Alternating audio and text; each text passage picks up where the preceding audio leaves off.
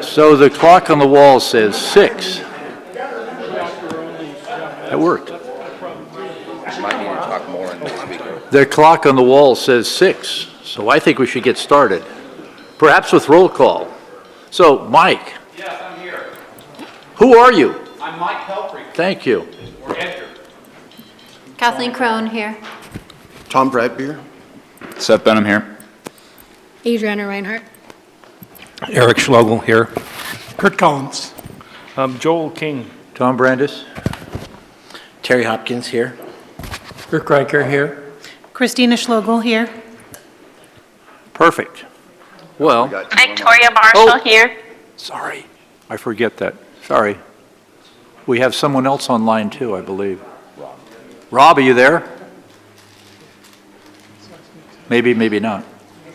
Okay. So Jason, why don't you go ahead and start, please? Thank you, Chair, members of the Budget Committee, and members of the public. Welcome to the greatest night of budget, Public Works Night. It's my favorite night of the year. I shouldn't, well, just a little bit, Member Brad Beer. We do have quite a bit to cover tonight, but I promise I won't keep you past about 10 or 10:30, so we should be able to power through pretty quickly. Okay, that was a joke. I'm targeting much earlier than 10:30 tonight. So agenda, we're going to talk a little bit about the department organization, who are Public Works, and then review all of the individual divisions that are underneath Public Works, including transportation, stormwater, water, wastewater, solid waste, Public Works Administration, engineering services, facilities management services, and also, it didn't make the list, but Facilities Capital Services, which is a new program last year, and Fleet Services. So similar to Tuesday night, the slides are going to direct you to the exact pages of the financial data that we're discussing. Each slide will just show 2 previous years of data, the current fiscal year, so FY25 budget, and the manager recommended FY26 budget, and a projected FY27 budget. The other thing we do that's a little bit different, like we cover all of the LB projects on Tuesday night. Thursday night now, we're going to cover capital projects with each department review. So when we get to the water, we're going to cover water capital projects. When we're in transportation, we'll cover transportation capital projects. It's a big part of what Public Works does. So we will cover any new capital project or any existing capital project receiving additional funding allocation of $100,000 or more.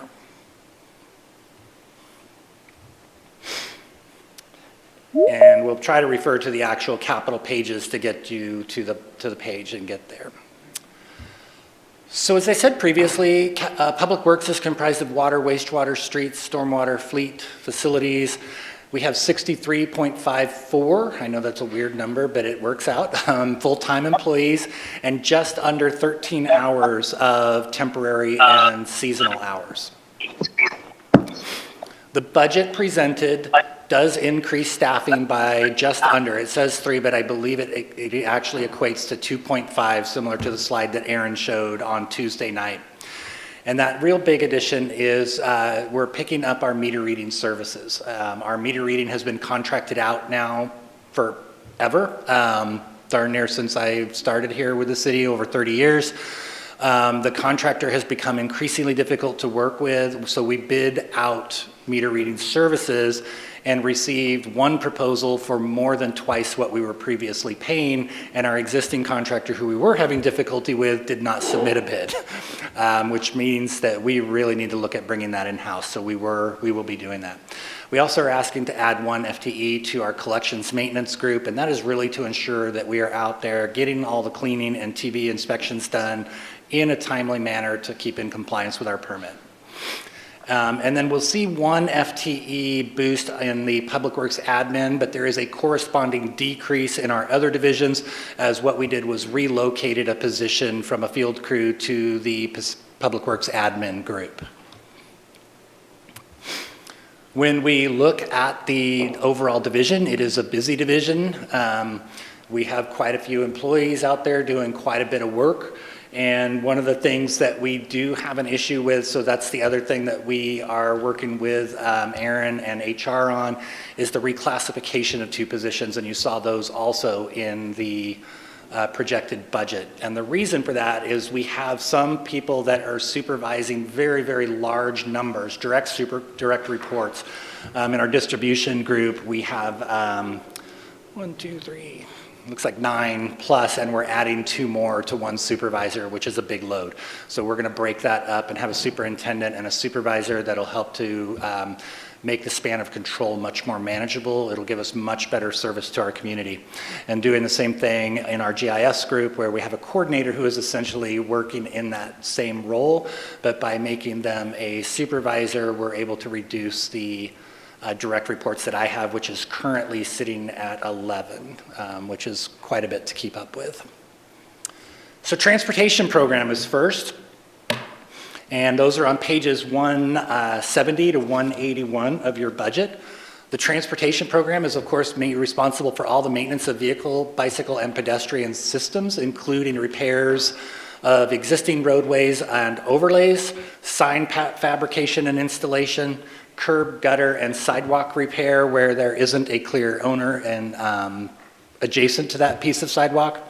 Right-of-way vegetation control that is unrelated to stormwater, so you'll see this theme repeated. So stormwater also is responsible for a fair amount of right-of-way vegetation control, but it is very much specific to stormwater runoff.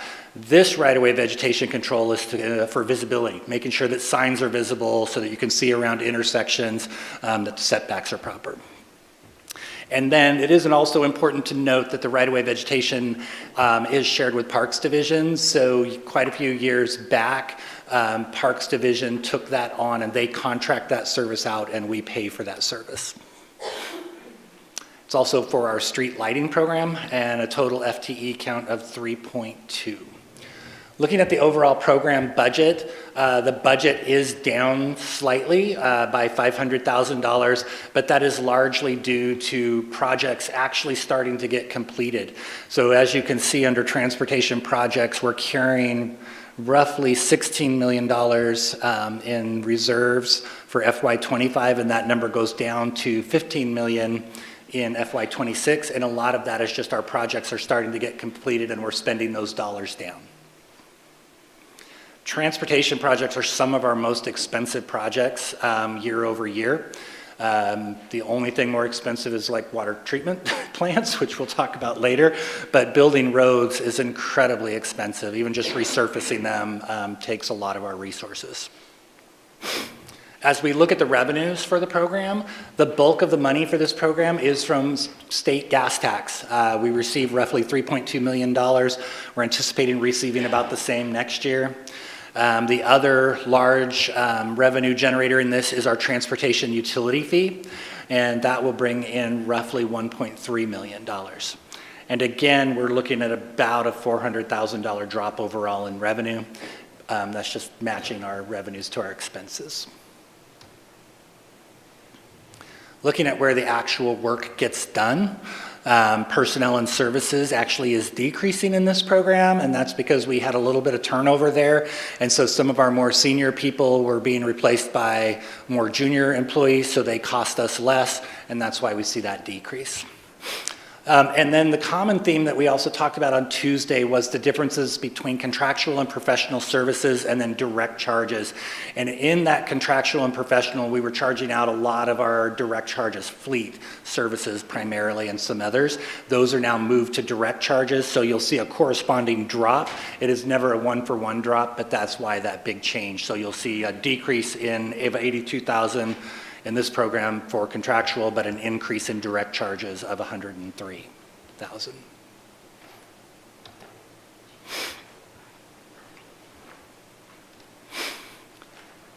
And I'm going to kind of blitz through some of these. There's just different ways to look at the same data. And then moving on to transportation projects.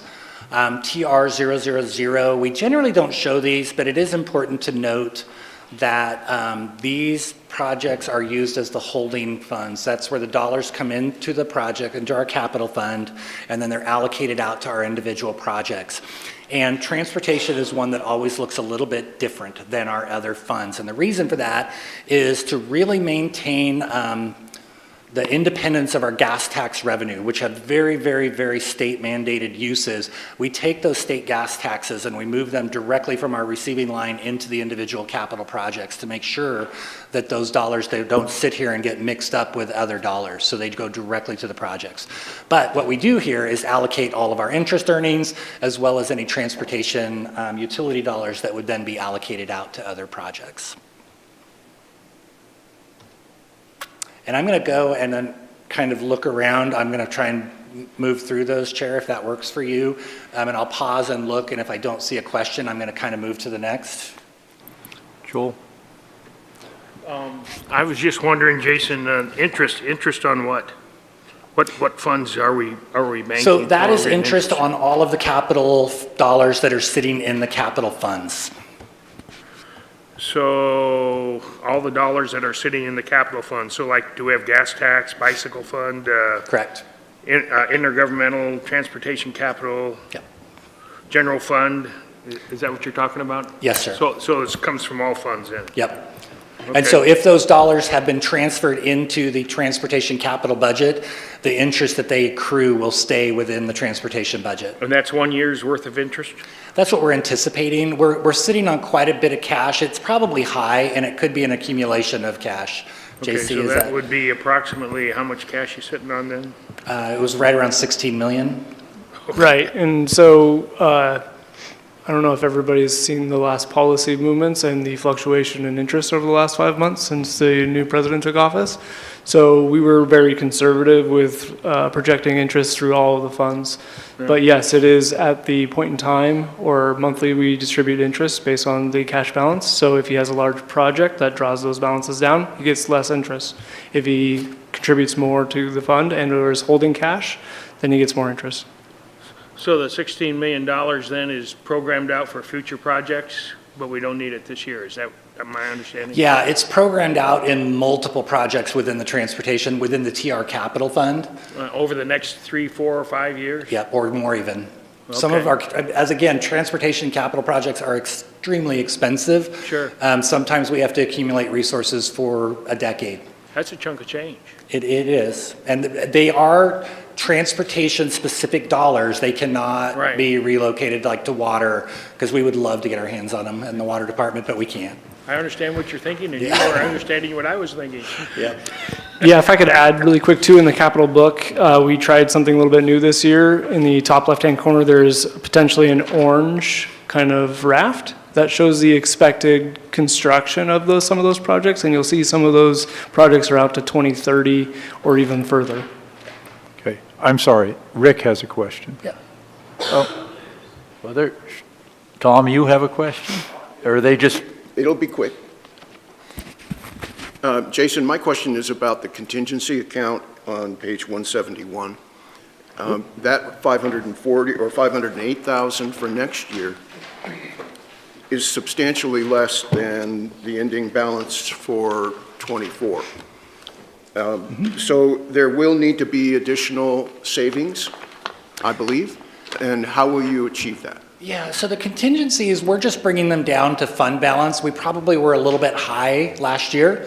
And so what we're trying to do is maximize our transfers to capital by keeping that fund balance, the contingency is where that sits, at exactly 25%. So it is very possible that the previous year, we were just high. Yeah. And back to that 171 and part of your question, Tom, mathematically, that contingency is only based off the top 3 programs, not the transportation projects or the transfers out. Thank you for the clarifying. Rick? Thank you. So on page 173 on transportation street maintenance. Yep. The title above it says actual expenditures, but then below in the actual diagram, it says street activities. So activities, that would be projects rather than dollars? It's where, so we're spending roughly 40% of the budget on vegetation control, 21% on street repairs, 7% on sidewalk, 40% signage. That's kind of where the programs break out. It's more by program. Okay, so by program, but not by dollars. Not by dollars, that's just by Just- percentage of dollars for the entire program. Okay, thank you, that makes sense. Somebody online has a question? Rob does. Yeah, can you hear me? Yes, This is Rob. yes. Hello? Yeah, you, Go for it, somehow Rob. you couldn't hear me. Somehow I could hear you earlier, but you couldn't hear me. On the contingencies, Jason, is that more for emergency situations, or is that for projects that go over budget? Neither. It really is our fund balance. So like in all of our programs, we maintain a fund balance of roughly, I think the current policy is 25 to 35 for most of the utility funds. So that if, say tomorrow, we couldn't bill any revenues or the state quit sending us gas tax, we still have revenue to operate off of for, and I want to say it's 3 to 4 months, correct? Thank you, JC. I was looking for the nod from JC. But it is really just emergency operating expenses, and council would have to allocate those dollars in an emergency. They cannot be utilized. Thank you. You're on again. Great. So the first real project is on page 29 of your capital book. And one of the things about Public Works, we're going to jump back and forth between your books quite a bit, and I apologize for that. This is on page 29, and this is project TR 6116. This project has been on the books almost as long as I have been a city employee. It really has taken a long time to get done, but it is under construction as of today, and we anticipate it being done in 18 to 24 months next year. Amazing project. It has been more of a haul than I think anybody anticipated, and I would be remiss if I didn't give a huge shout out to Wade Elliott, who has finally got this thing over the hump and got it into construction. So this project, we are asking for an additional infusion of $150,000 in transportation system development charges and $250,000 of gas tax, and that is just the remainder of our share of the dollars. As you recall, most of it is being funded by CMAQ funds through ODOT.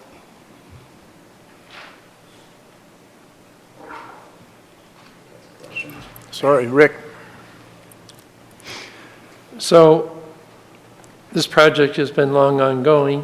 When you look at the whole picture over the years, how did we come out financially having to come up with, I know every project always gets more expensive than originally planned, but have we ended up in a pretty good position? I'm going to say yes. I'm looking at Wade a little bit. Let me get started and then you can take in. Eventually the answer is yes. Our share of this project, I want to say, is 12%. It was very low. It was a CMAQ share, maybe a little bit over 12%. I'm looking at Wade. Come on, help me out now. I think we're actually overmatched. Can you guys hear me? Did you turn it on? There we go. All right, this time for sure. All right. So we're actually overmatched on this project a little bit. So typically on federal projects, it's about a 16 to 20% match on the federal funds, which most of these are. In this case, as you see up on Jason's slide, we've got about almost $5 million worth of local resources in there. Total project cost is $13 million, so we're sitting in that 30 to 40% local match range. So when you ask about, the long-term view of where we came out on this, I mean, yes, it's cost a lot more. This project's almost 14 years old, so the original infusions of the federal dollars have long since been outpaced by inflation. But that being said, we have also acquired a lot more money over the years through the Mid-Rogue Metropolitan Planning Organization in the form of surface transportation block grants and CMAQ money, congestion mitigation air quality. So as we've acquired more money, we've had to dump some more in local resources. But yeah, it's gotten more expensive over the years. Yeah. Okay, thank you. Okay. Thank you, Wade. Sorry. Mike? In the back. Oh, I'm sorry, somebody online. Yeah, hi, this is Rob. Wade, are there any additional properties that need to be acquired for that Allen Creek situation? No, it's a Or timely. are we Oh, sorry. It's a That's okay. timely, that's a timely question though, because we just recorded the last property on it, I think, last week. So there was a few of them that were going through the court system that took a little bit longer to get through, but we are over the hill on that one and have acquired all the properties. Awesome, good job. Yeah, thanks. So TR 6333, this is on page 33. This is a pass-through grant that comes to us from the federal government. It is $123,380. It is for transit, and as I understand it, this grant is going to be stopping. Do you want to take that one, JC?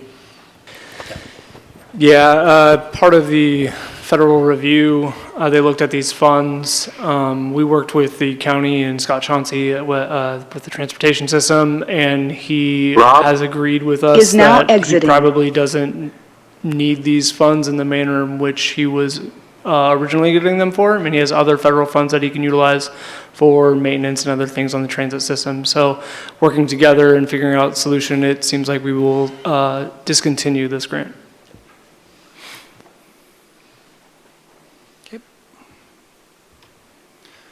TR 6372 on page 36. This one is our overlay and maintenance budget, and this is kind of one of the projects that we have that's ongoing. We identify street segments that need major reconstruction and overlays, or overlays before they need a major reconstruction, and we try to fund it with quite a bit of reserve money. It's expensive. So this year we're putting in $1 million, and I don't know all the street segments, but there's probably multiples that are identified for construction this year.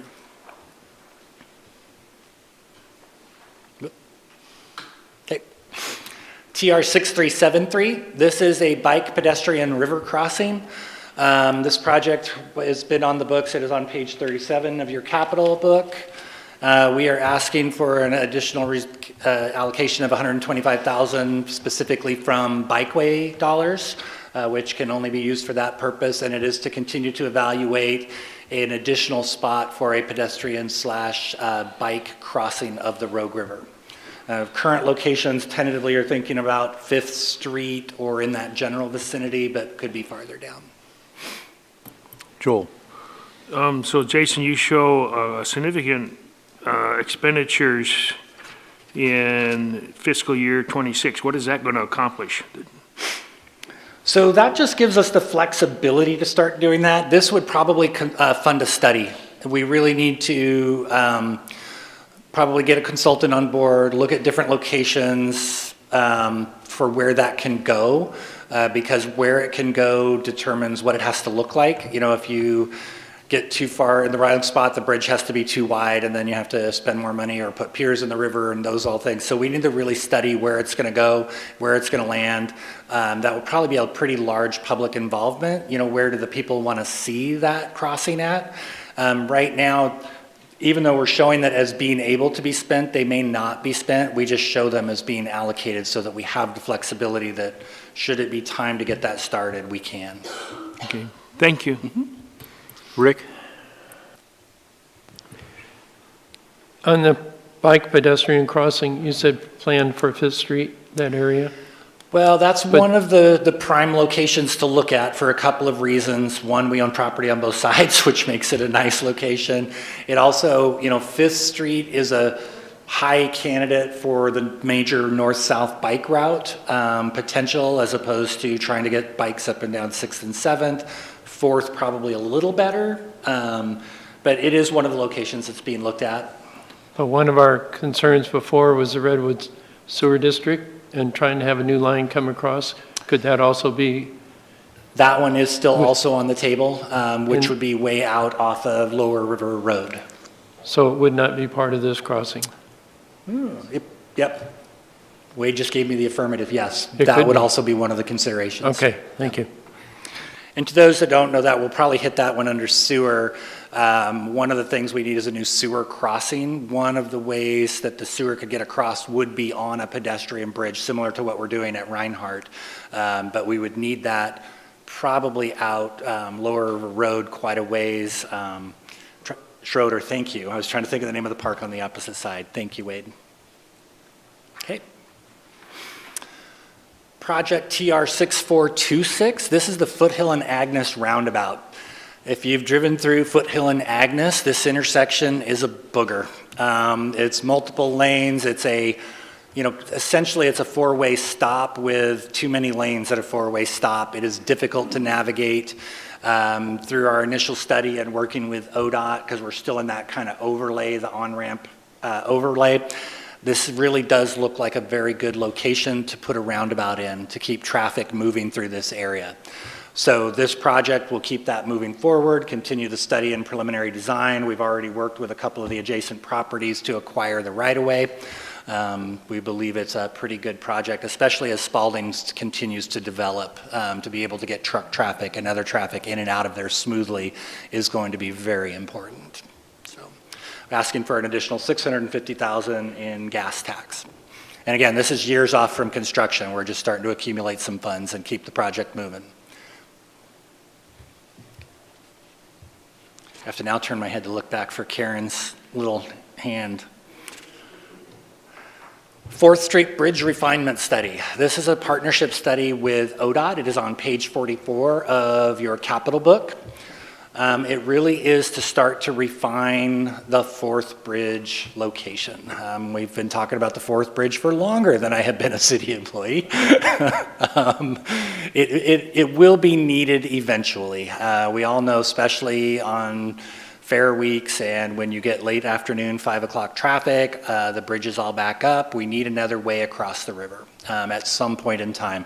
This, again, is a very future-looking project, but what we have to start to do is A, identify the location, agree we choose that location, commit to that location, and then start taking all the necessary actions to build that road. We have to acquire the properties as they come up for sale. We have to make sure that we can get the right-of-way through and get all of the work done. It's not a short-term project. This is probably another 20 years out or more, but we have to start now or it'll never occur.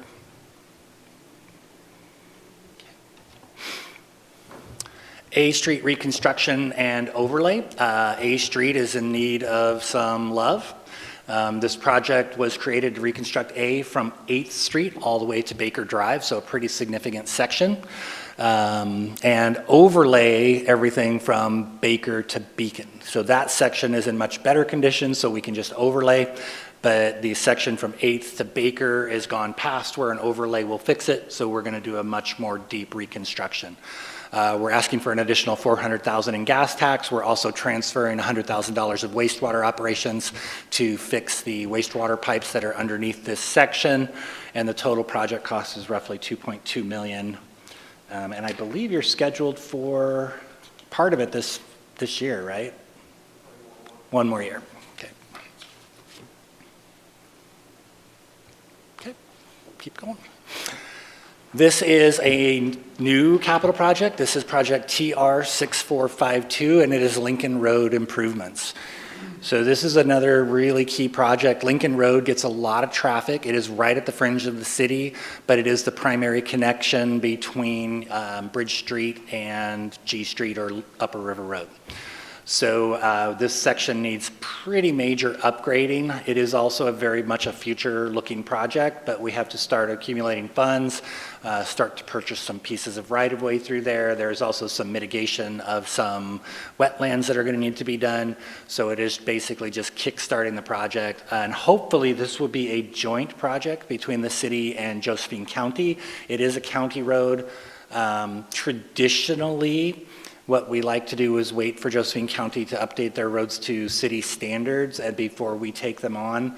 This one probably is beyond the resources of both agencies, so it'll need to be a joint project. And we're not going to likely get ODOT help with this one. Maybe a little grant money. Tom. Lincoln Road used to be, excuse me, used to be Highway 260. Along with Upper and Lower River Road. Yeah. That was a state highway. That is correct. And the portions of Lower River Road and Upper River Road became county responsibility. Yeah. And some of that is inside the urban growth boundary and even inside the city limits. So what is the dividing line between city responsibility and county responsibility for Highway 260? You gonna take this one?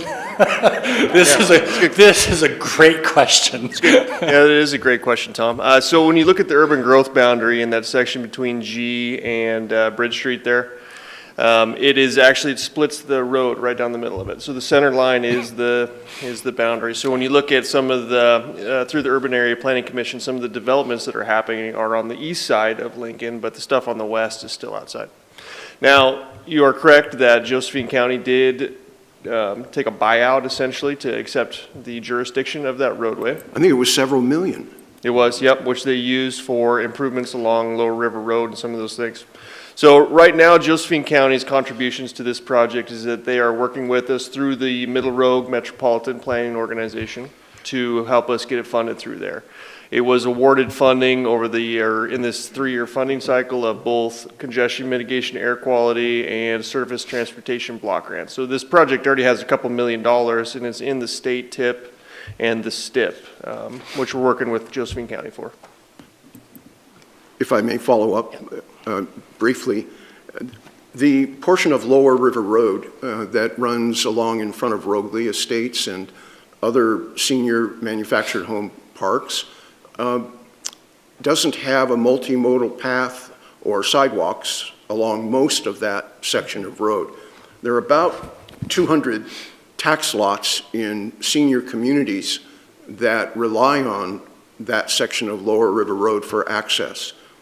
Walking or riding a bicycle along that section of road is very dangerous. So will there be funding? I mean, I presume that the county would be responsible for the multimodal path, or would that be a joint city and county project? Right now, it is in the county, so I think we're going to lean on the county to do that. Part of their governmental transfer for the jurisdiction was that they had to upgrade the ADA ramps along Rogley, and there was a timeline to do that, and I'm not sure where they're at, but there is an actual contract and a timeline for that. And there is a project in the transportation plan, I believe, for that. Yeah. Thank you, Wade.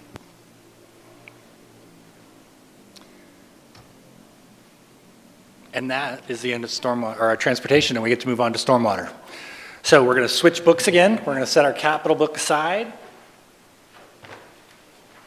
and jump into stormwater back in our regular budget book on pages 182 to 191.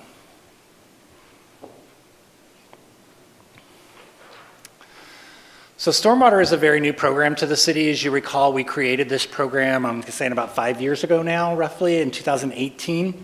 This is largely in response to the city being issued a MS4 Phase 2 stormwater permit, and that is a municipal separate storm sewer system.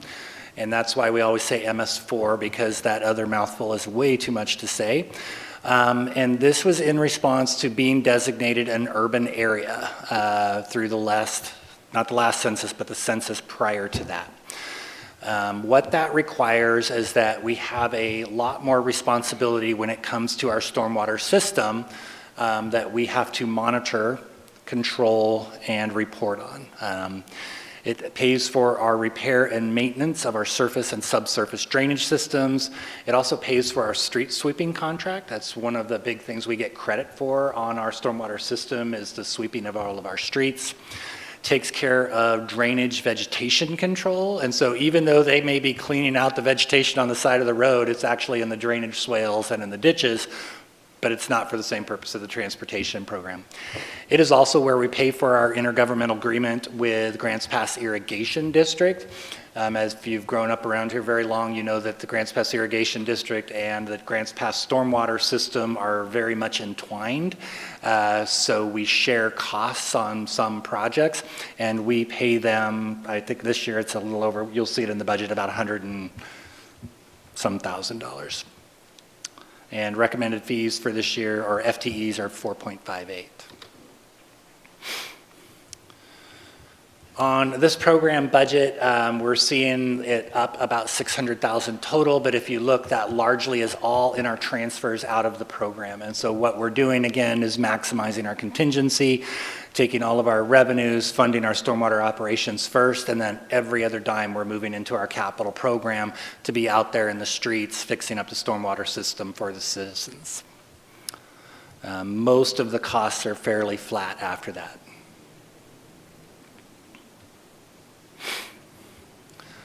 Looking at the revenue side, our fees we're predicting to be up slightly from 2.3 million to 3. Interest, we're going to hold steady. We did keep a pretty low number here. And stormwater projects are going to go down slightly, but we are getting more work done.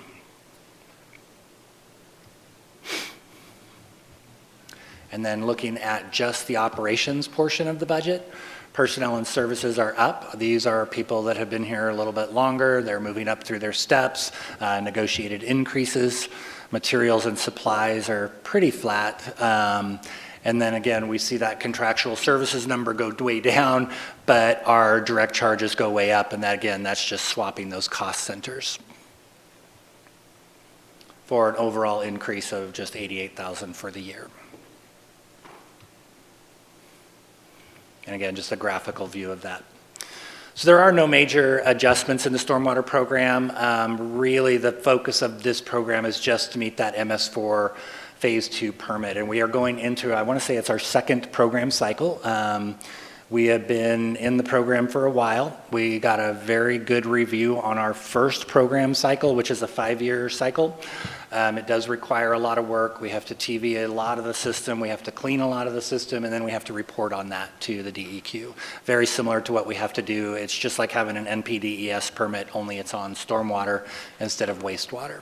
So a lot of work for Shelley and her team. Unfortunately, Shelley couldn't be here tonight. Her daughter is getting married, and she thought that that was more important than being here with us, so I can't blame her at all. So looking at stormwater efficiencies, as you recall, a few years ago, we added a new CCTV van to this group. They were using the one CCTV van we did have, which spends a lot of time in wastewater, but there's no way that we could cover all the footages that we need to do. We have to do roughly the entire system in a 5 to 7 year period. We like to do it in 5 years, so that means 20% of the system TV'd every year. With the miles of pipe that are out there, that's just a really high goal. So we now have 2 cameras running almost all the time, one on the wastewater side, one on the stormwater side. They also then are able to map and document all of the deficiencies. And now both of our camera systems are fully integrated with our GIS and CMMS system, which really streamlines our operations. Also, the dedicated funding that council did provide for stormwater has been huge. You've probably heard me say it time in and time out. Stormwater was kind of the utility that was always forgotten. It's rains, right? And we only need this for a couple of months out of the year in Oregon. Otherwise, it's dry as a bone around here. We don't need stormwater. So we neglected the stormwater system. All communities did. And so now having a dedicated funding source for this, we're able to get out there and fix some deficiencies. 5th Street is a prime example right now. Don't go drive it right now, but 5th Street is being replaced. We're doing the stormwater line all the way from G Street to the river. A huge project, vitally needed. The stormwater line that is in there was a sewer line that was abandoned because it was undersized and deficient. And so what we did was converted that into a stormwater line and ran it for another 50 plus years, and now it is really deficient. So we're installing a brand new line in there, also a new sewer line. The contractor's been really good to work with, but boy, has it been tough. The soil conditions on this project are some of the worst that we've seen. They have been really challenged, really challenged. Joel? I really like my sewer system working. So thank you for that. Most people do. Thank you. Yeah, yeah. I want to take a step back from this. You got stormwater maintenance, then you have stormwater operations, which just seems like operations would include maintenance, but the way I look at it, the way it's defined here, operations is just funding capital projects. Yeah. And then you have stormwater projects. So I don't quite understand the three categories of activities that you have, and it seems like there's personnel in each one of them. There is not. Okay. There is, operations really is the money that's coming in and out. Projects is where we transfer the money to move to capital. And then the stormwater maintenance program is where the work gets done, and that's where the people are.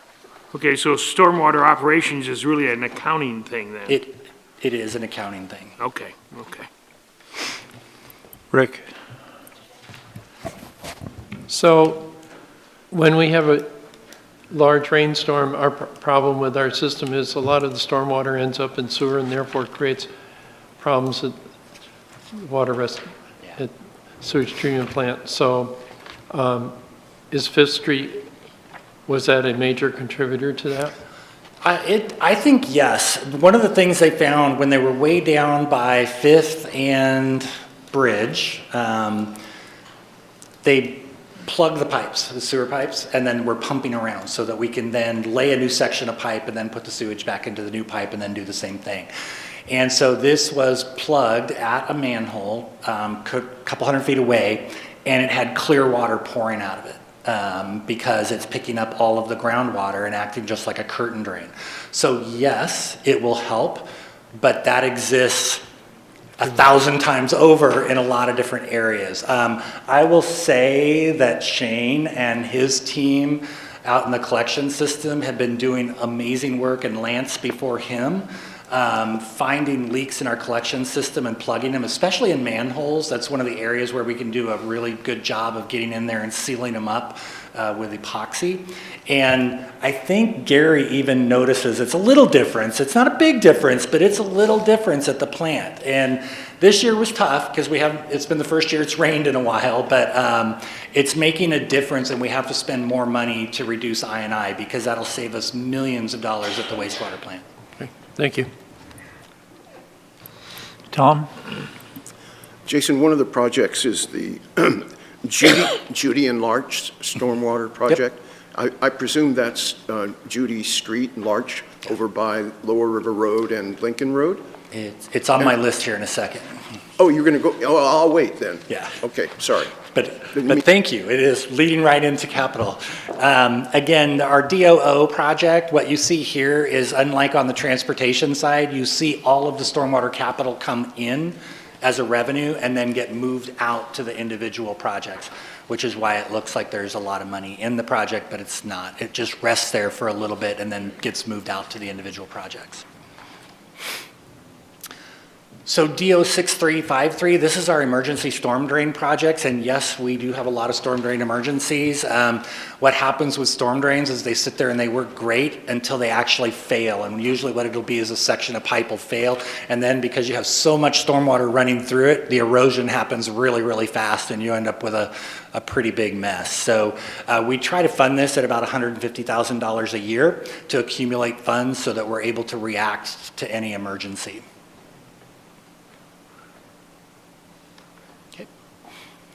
This is the Fifth Street Storm Drain Project between G and M on page 58 of your capital. It actually takes it all the way to the river, but it replaces structurally deficient storm drain lines on Fifth between G and M, where you just need a little bit more money, $300,000 of stormwater capital to complete the project. Estimated cost is about $4 million, excuse me, 400,000. That'd be great.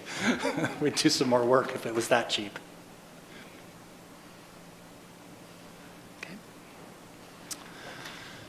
So this is a project that's been on the books. This is page 59 of your capital book, and it is the South Highline Canal near Allen Creek. This is intended to be a joint project between Grants Pass and Grants Pass Irrigation District. This section was identified in our stormwater master plan as a very high priority. It is a bottleneck in the GPID system that is receiving a fair amount of Grants Pass drainage water. But it does need to be a partnership project. And so every year we fund it with our half of the project, hoping that Grants Pass will come to the table with their half, and they have yet to do so. So we keep working with them. They have had a change of management this year, and we'll continue to work with them, but hopefully this project does get done before we just have to go in and do it ourselves. We don't like working on their system. We prefer that they work on their system, we work on our system, and we just share resources.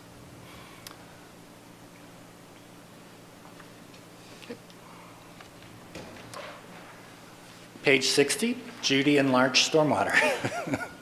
Perfect. I don't know where we've heard that before.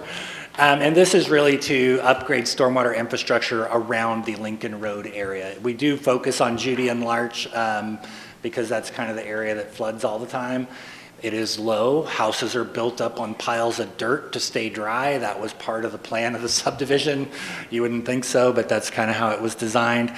But it is a very low spot, and it is a very difficult area to get water away from. So this is going to help to fund a study to figure out where we're going to take all this water and then eventually turn into a capital project to actually get that water out of there. Tom?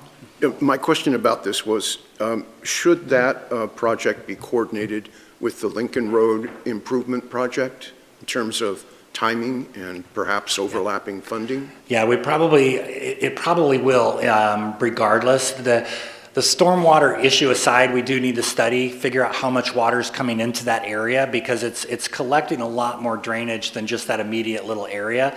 Then the bigger question is, how the heck do you get it away from there? It's really flat it's flat from there on out. It's really hard to get to the river. You can't just go straight. I'm going to get my directions wrong. I really stink at this. South, I think. You can't just go straight south and get to the river. You may end up having to go down west to be able to turn to get south through those farmlands. It's going to be a challenge.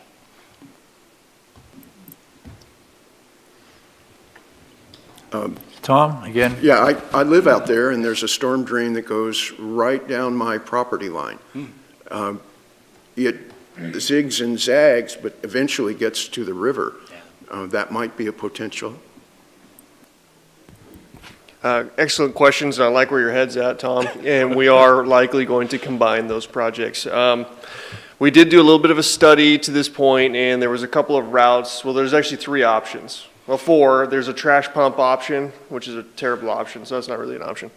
The other one would be that we clean out that canal system, which is where it goes right now. But the problem with that is that it's part of the, I forget what irrigation district that is, but the Fort Vanoy? Fort Vanoy, I think that's part of that. And then it also has a bunch of county and nobody wants to touch it. It's on private property, not a lot of good easements, not a great option. The other option would be to take it down Rogley Lane, and then you would tie into Lower River Road, jog it back over and go down Lincoln and then hit the river from there. And likely the best option is that we're going to take it out to Lincoln Road, and it'll be very deep, but this estimate is around taking it out to Lincoln Road deep and then taking it all the way down to the river from there. So we may end up putting those together with the Lincoln Road project, but I have a feeling that Judy and Larch might need to go first, and it's also going to be tearing up the already developed portion of Lincoln, unfortunately, and the section that we're going to improve with the Lincoln Road project is upstream of there. Adriana. I don't know if this matters, but I recall last year the city council approved, I think, Janser RV Park at Bridge in Lincoln. And I remember a huge requirement was stormwater. Has that been considered in what you guys are doing here, what they're going to need to do for their plans?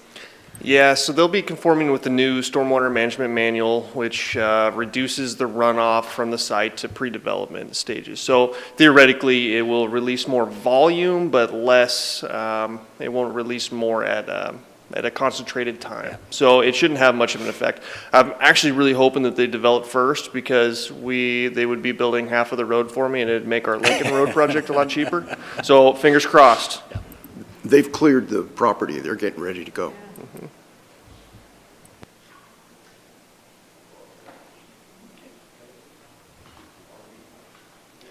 Excellent. So back to the other book. That was all of our stormwater capital. Moving on to water services. This is on pages 192 to 207 of your book. Water is comprised of our water treatment, water distribution, water debt service, water general program ops, and water capital construction.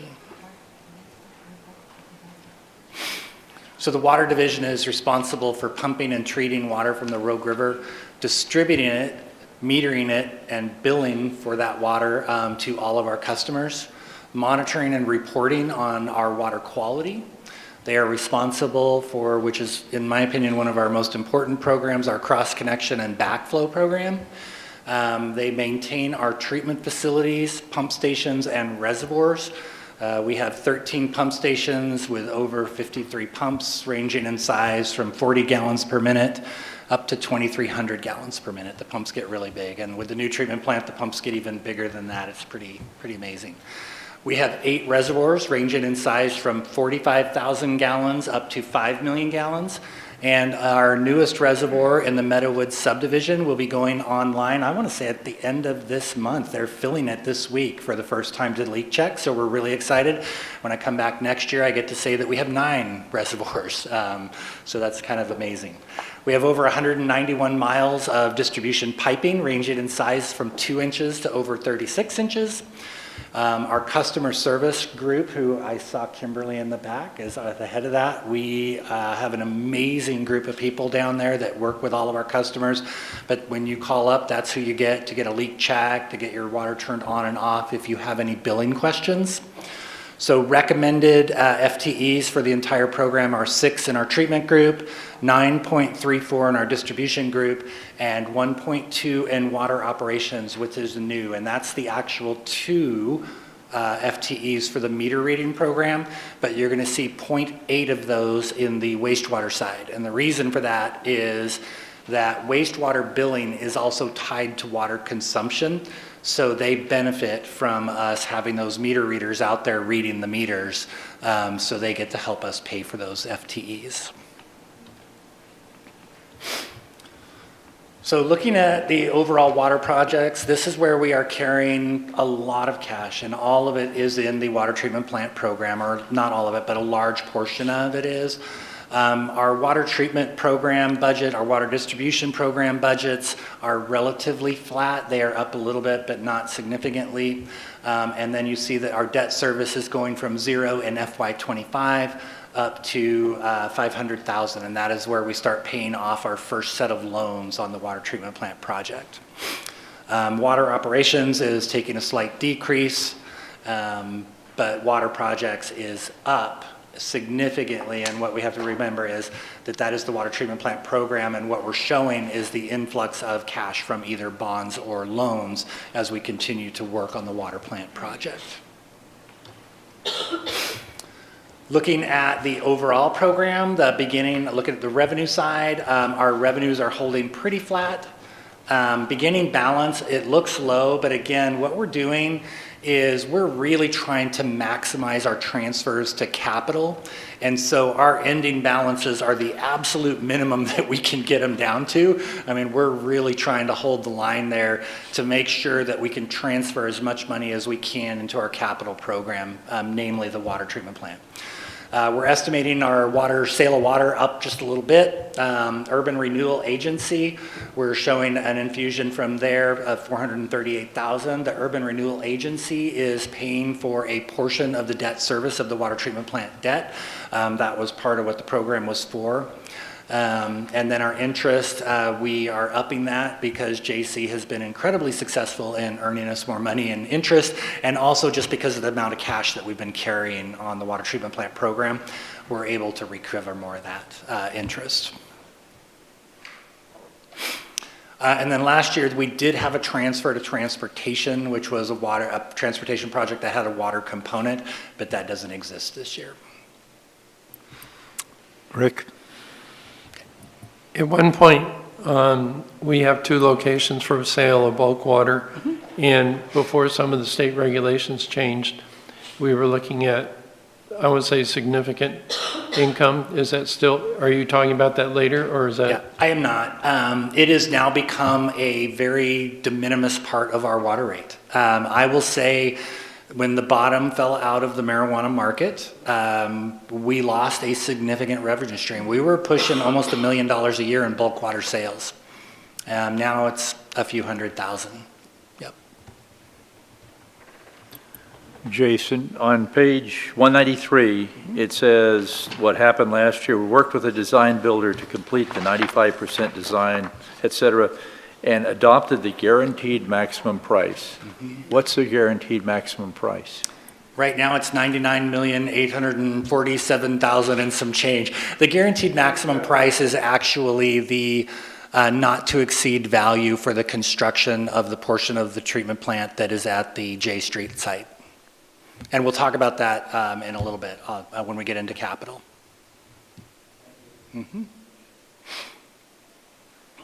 Sorry, Joel. Good presentation, Jason. Thank you. I appreciate what you do. I just want to make sure I'm interpreting this correctly. For this year, we have $68 million in the capital sinking fund for the water treatment plant, and next year we'll have $81 million. Yeah, it's really important. Not all of that is in the water treatment plant project. Okay. Water is carrying, we've had to build up reserves for the Redwood Highway water looping, for the Meadowood Reservoir project, for the water treatment plant. So yes, the water fund itself is sitting on a fair amount of cash, but they are really dedicated to very critical infrastructure projects, in addition to just the reserves that we're required to hold. So about 2/3 of that then is water treatment plant? Yeah, when we get to that capital page, you'll be able to see it. Right now, we have, I think it's right at $23 million in cash in the water treatment plant project. So it's a very large portion of that number. Okay, thank you. Tom. Jason, regarding the Urban Renewal Agency transfer, yeah, I presume that's 18% of the projected debt service? So it is less than 18% of the projected debt service. That's a great question. We went through a lot of exercises with the Council on the Urban Renewal Agency Board. What we did was we took the projected debt when the agency was created, which was much lower than what the debt will be today, and we kind of projected that number out over the life of the Urban Renewal Agency, which is shorter than the life of the debt. And we kind of said, okay, what if it paid this portion? And we agreed on a number. It is less than what will be 18% of the debt service, but it is helpful nonetheless. Just a quick follow-up with that. The same approach could be taken to the remainder of the revenue bond for the wastewater recovery plant. Yes. Is that anticipated to be 18% also?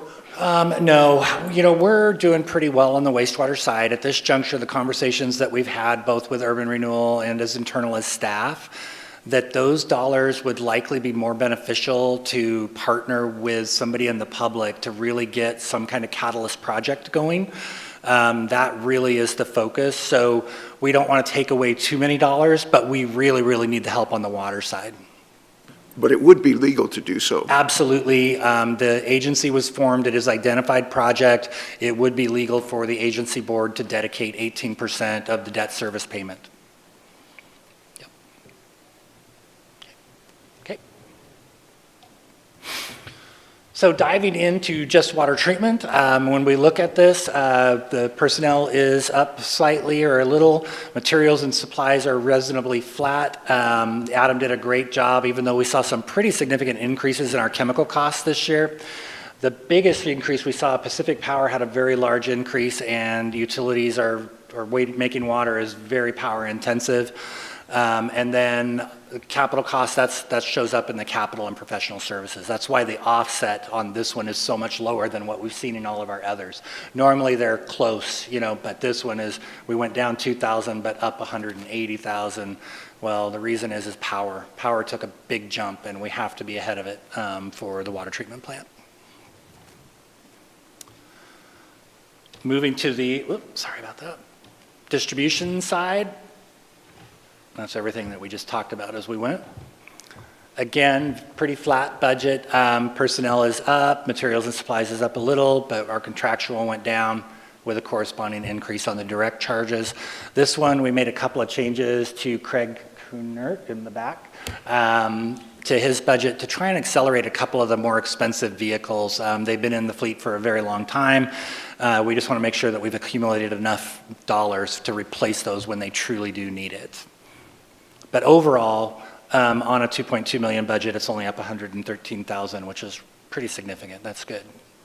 Not significant in a bad way, but significant in a good way. Same thing, just looking at how those numbers are allocated. And Craig's group, when we look back, I actually want to highlight that. When we look back at Adam, who I also lost, he's right there. Water treatment is almost, it almost used to be a third. Materials and supplies, personnel, contractual professional services. As our contractual has gotten more expensive, because it's all power, chemicals, labor. Those are the three big cost centers when it comes to water treatment. When you get out to our distribution group, it really is about boots on the ground. These are people in the field working in the trenches, making sure that the water pipes are getting connected and the water services. So what you see is that it's almost 50% plus of personnel, and then about 10% or 20%, 20%, not quite, but 20% of all of the other cost centers. But it really is all about getting people on the ground and getting the work done. And usually it's when the weather is at its worst and you're hip deep in a main break, and they definitely earn their money. So water debt service, the reason I did want to talk this through is we paid off the debt on Reservoir 3 in FY24, and then we had 1 year of no debt service payment, and unfortunately the first loans have kicked in, and we will be making our first debt service payment in December at $541,000 to Business Oregon, and then that will scale up as we take on additional debt. And that extra money that we didn't make that debt service went straight into the project to help buy down that future debt. So. And then just as a summary to kind of wrap up all of the, oh no, this is just water operations, sorry about that. So the reason this one is here, if you look, there is a new cost center, and that is personnel services. And so when we talk about the water division picking up the 1.2 FTEs and the wastewater picking up the 0.8, so that's our 2 meter readers, we had originally put that in the distribution group and the 0.8 in the collection group. But when you think about it, out reading the meters to get the billing done really is not, that cost center doesn't belong in our collection system. It does not belong in our water distribution center. We need to appropriate it more to where it's hitting that. So our water operations pays for our customer service, our billing, those types of things. So it made more sense to relocate those personnel to here. And that's why we're seeing that charge of a personnel cost come into this cost center. And it's just really trying to make sure that we account for the costs appropriately and to the right cost center. And then it doesn't make it look like our distribution group costs more than it really does. Sorry, Terry. Jason, I know I might be jumping ahead here, but can you help me track that, what you were just talking about, that FTE to page 257? Is that the office assistant position listed on 257? You are way ahead. 257? He's way ahead. He's way ahead. I'm just trying to make sure I'm tracking. Okay. it. He's in Public Works admin. Wow. Give me a second. I don't think that's, Okay, so that's on the Public Works admin side, correct? yeah. Yep. So what we did is we, 257, got it, 25, we were at 8 and we're at 8. So in 25, yep, we were at 7.5, so we reduced the 0.5, which was an office assistant assigned to Public Works admin. The intent of that was to help with all of the grant administration and the billing on the water treatment plant project. As it turns out, we're not going to need that position, and we never filled it. So then what we did is we took an office assistant, and that was in a field crews, and we reallocated it to here. And then if you go back to, say, water, and you look at the FTE in the distribution group, and I'm trying to get to that page for you, hang on one second, which is on page 200. You'll see that there was an office assistant at the top of that, and FY '26 it is 0. It results in a net decrease of 0.5 to that program because it was paid 50% from distribution, 50% from collection. Yes. So it is a net 0, it's just changing the way that it gets billed out. Joel? I appreciate your patience in trying to make me understand this. The transfers out are capital improvement projects, correct? Absolutely. Okay, so the transfer, and that includes the water treatment plant, Yes. amongst others. It's not the sole one. Yep. And the transfers out in '25 were $8 million, and the Yeah. transfers out in '26 are, about 16, 17% less. Yep. Why is that? Couple of reasons. I think we ended up with a much higher fund balance at the end of FY '24. Right. And so because we spent less or we received more revenues than we had budgeted for, and so we were then able to transfer more in FY '25 than we are in FY '26. So, but water's pretty steady, right? I mean, it's not. It is, but if, say, Adam underspends his budget by $1 million, when I get to the end of the year, I've got an extra $1 million that comes in on the revenue side. Sure. And so I might be able to make a bigger transfer And the following and put it forth year. to capital, okay. Yeah. That just seems like a pretty significant It savings. was, yep. Okay, Yep. thank you. Adriana? I am embarrassed, I don't know this answer. We talked about the caveman pool on Tuesday and some of the costs for that. Does any of this budget for water consider a caveman pool, or they're just separate budgets? Only on the revenue side. What do you mean? Because they buy water, but no, there's nothing in the water budget for the pool.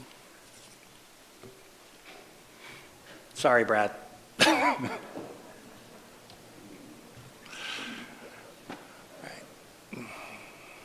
So, water capital. Same thing here where we have more resources coming in and then out. So it really is just that holding project. So we want to start right in with our capital projects. Page 71, which is the water treatment plant replacement project, and it is on page 71 of the budget book.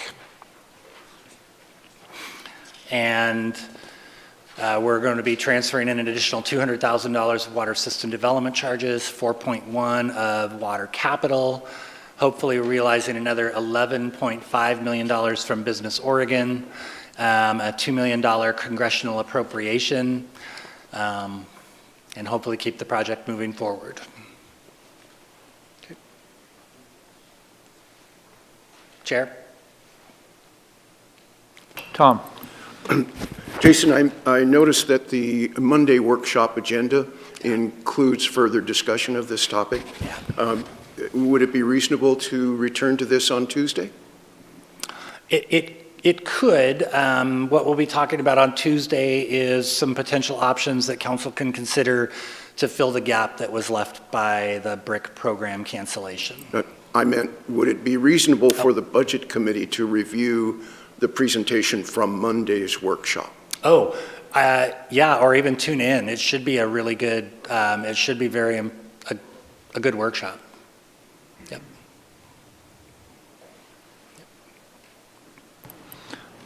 Kurt? You mentioned that the water plant design was pretty well locked down. Yeah. In the process of getting to that point, the federal government, besides taking away our grant, lowered a lot of water quality standards, and PFAS being probably the most recognized one. Yeah. So my question is, in the design that we have now, are we still addressing the PFAS requirements from before when they existed? So no. That's the short answer. The much longer issue is we have been monitoring for PFAS on the Rogue River, and it is not an issue for our water supply at this time, so it doesn't make sense to install treatment for it at this time. So that monitoring will continue Yes. forever? depending on what EPA regulates. Right now, it's just part of what we chose to do as operators to get ahead of the rule that we saw coming down the pipeline. Because we were in design, one of the things we didn't want to do, we knew it was coming. We needed to find out where it was, whether we needed to react to it, and our levels in the Rogue River are so low, it is not worth reacting to at this juncture. Did that save us a lot of money in the final design? Millions and millions of dollars. Thanks.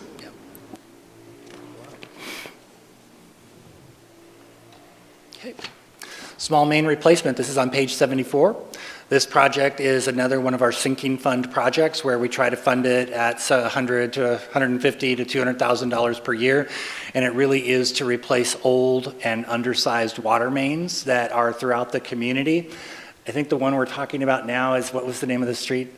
Conger. And it has like a 1-inch water main that services quite a few houses with meters tapped off of it, the whole thing. Back in the day, 40s, 50s, 60s, there were some crazy things put in the ground. So we're going back and trying to correct all of those. We did a big one a couple years ago where we replaced a 2-inch water main that was serving, boy, it was about 15 houses. The people at the end of the line in the summer complained frequently because of all the use on that line. Their pressure was very low. So we're able to go back, bring those lines all up to standard. This is the project that we used to do that with. Okay. Redwood Highway Looping. This is project WA 6362, and it's on page 65 or 75 of your capital book. This is a big project, and we're really excited about it. We're going to get it started one way or the other, I think this fall, right? Yep, I just got the nod. The project's going to install about 9,700 feet of 16-inch water line. That is over a mile, getting close to 2 miles. It'll run along Redwood Highway on the south side and open up quite a bit of property to development, in addition to creating a very important redundant loop for us in that area. We are going to fund it with an additional $3.1 million of water capital so that we can get this done. It should be noted, though, that this project is currently in 2 bills at the state capitol, and hoping that one of those gets approved. And if that money does get approved, we will take these dollars here and move those to the water plant, and then use the state dollars to build the Redwood Highway looping. But either case, we are prepared to get this water line done. It has been on our list as a very high priority. There is a point in the water system, if the main were to break, the entire Redwood area goes down. That's just, we can't wait on that any longer. This line has got to get installed, so we're going to get it done. And it is nearly fully funded, and it is 100% designed and ready to go. So, okay. WA 6415, Reservoir and Pump Station Communication Upgrade. This is a project that is going to update our SCADA system to all of our remote sites. Our current system was installed in like 1995, 1996, in that range. It has been superseded many times, but it would still keep on running. The problem is, as we move to the new water treatment plant, we don't want to take all of this old hardware to the new water treatment plant. So we want to get that communication system updated so that we can just install the new radio, instantly pick up our communications. The project, we've been putting money away for a little bit. We're trying to get a little bit more in here so that we can get this done just ahead of the water treatment plant coming online. So we'll bring it online at the same time. Rick? Jason, does that include, at one point we were looking at seismic devices on some of the reservoirs? Is this part of that? It is indirectly. So what you're referring to is Shake Alert. So we do participate in Shake Alert. The new reservoir that we're building has a Shake Alert actuated valve. What this will do will just install essentially real-time communication data on all of our reservoirs so that when we tie into the Shake Alert system, we can send that data to anywhere instantly to take action. So we don't have to install that Shake Alert system at every location. Then what you're saying, opening and shutting that valve can be electronically, that you don't have to send somebody out physically. Yep. Thank you. Yeah, and we actually, Just an interesting fact, you never shut it all the way because that can create big problems. So if you have a big main break and you shut the valve, it can create a vacuum and create a bigger problem. So we actually shut them to like 95%, even though you still have a ton of water coming out somewhere. At least then your pipes stay together and you don't break anything worse. So, okay. This is a new project. This is WA 6451. I believe we've been in front of council with this one once before. This project is going to replace two very old pressure reducing valves in the northeast part of town. So we are broken up into pressure zones. The city of Grants Pass is a bowl. The water plant we put at the bottom of the bowl and we pump water up, up, up, up, up. There's a couple of places where we bleed that water back down into lower zones to save some money. These two pressure zones have been in place since the late 70s. They're in really horrible locations. We actually had one fail, which you only find when somebody's water pressure is too high, and we actually blew out somebody's garden hose and alerted us to a problem, and we were able to get out there and get it taken care of. But we need to replace these two valves in pretty short order. At the same time, we need to move them out of, one of them is literally in the traffic lane over at Lawn Ridge Park. The other is in a very, very narrow section of sidewalk on the northeast over there. So we're going to work on these. We're going to set some money aside. We're completing the final design. It'll be a phased project so we can get in there and get it done and hopefully improve service for all of those folks. And back to the other book.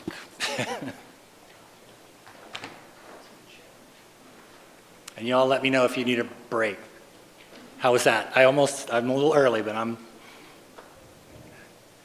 otherwise I'm going to keep powering through because we're going to get you out of here early tonight.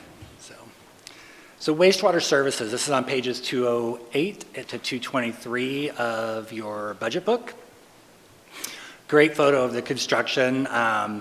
I think Gary would agree that project was incredibly successful. He has been so happy since the new aeration basin came online.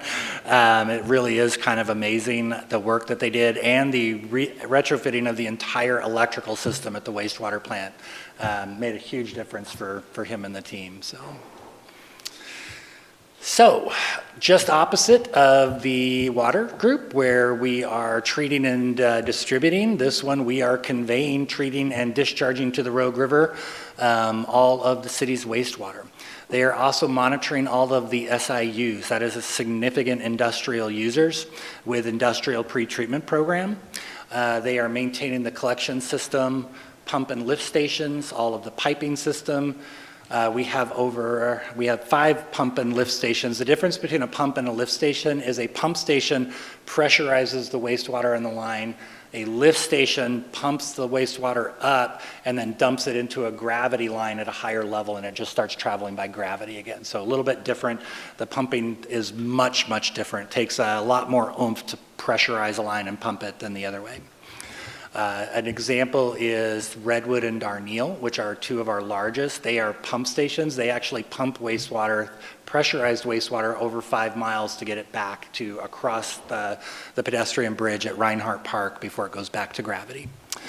Anyway, ranging in size from 100 to 1,500 gallons, sizes of 4 to 48 inches. Wastewater pipes get very big. Our same customer service group that are reporting overflows, taking care of our billing. The 2 programs, we have 5.8 recommended this year in collection, 8 in treatment with 0.8 as we talked about in our wastewater operations group.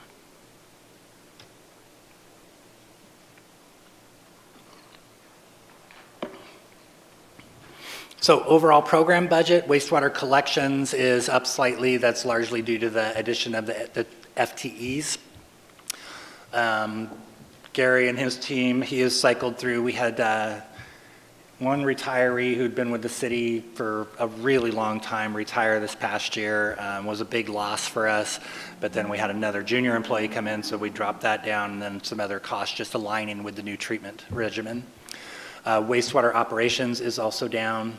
Wastewater projects is up, again, just due to transfers and how we're holding. And then debt service holds steady at $1.2 million per year.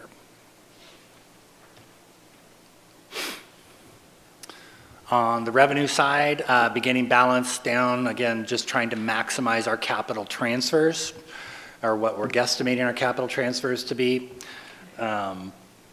Sewage fees are roughly going to hold flat, a little bit up.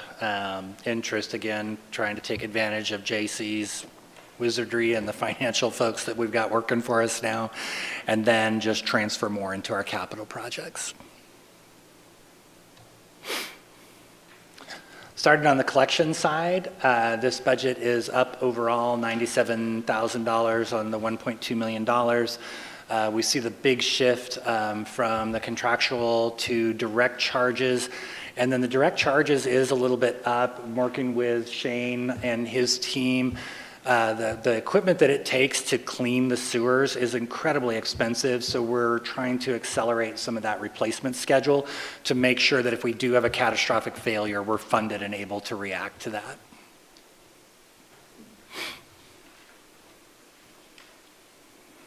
And wastewater collections is almost all personnel except for the purchasing of the equipment. It's really about getting people out in the field, spending the hours, TVing, cleaning. I can't tell you how important it is. The weekly update this week actually was really good. We were responding to a frequently cleaned line, and unfortunately, somebody's grease trap was failed, and the line was nearly plugged with grease, and the team got out there and found it and cleaned it, and somebody is grateful that the line didn't back up. On the treatment side, this budget is actually down slightly overall, but holding pretty steady. Gary and his team do an amazing job. We're holding in at about 136 under and just shifting around for the cost centers, and then also personnel down because of losing the older retirees and younger staff coming in at the bottom of the pay scale.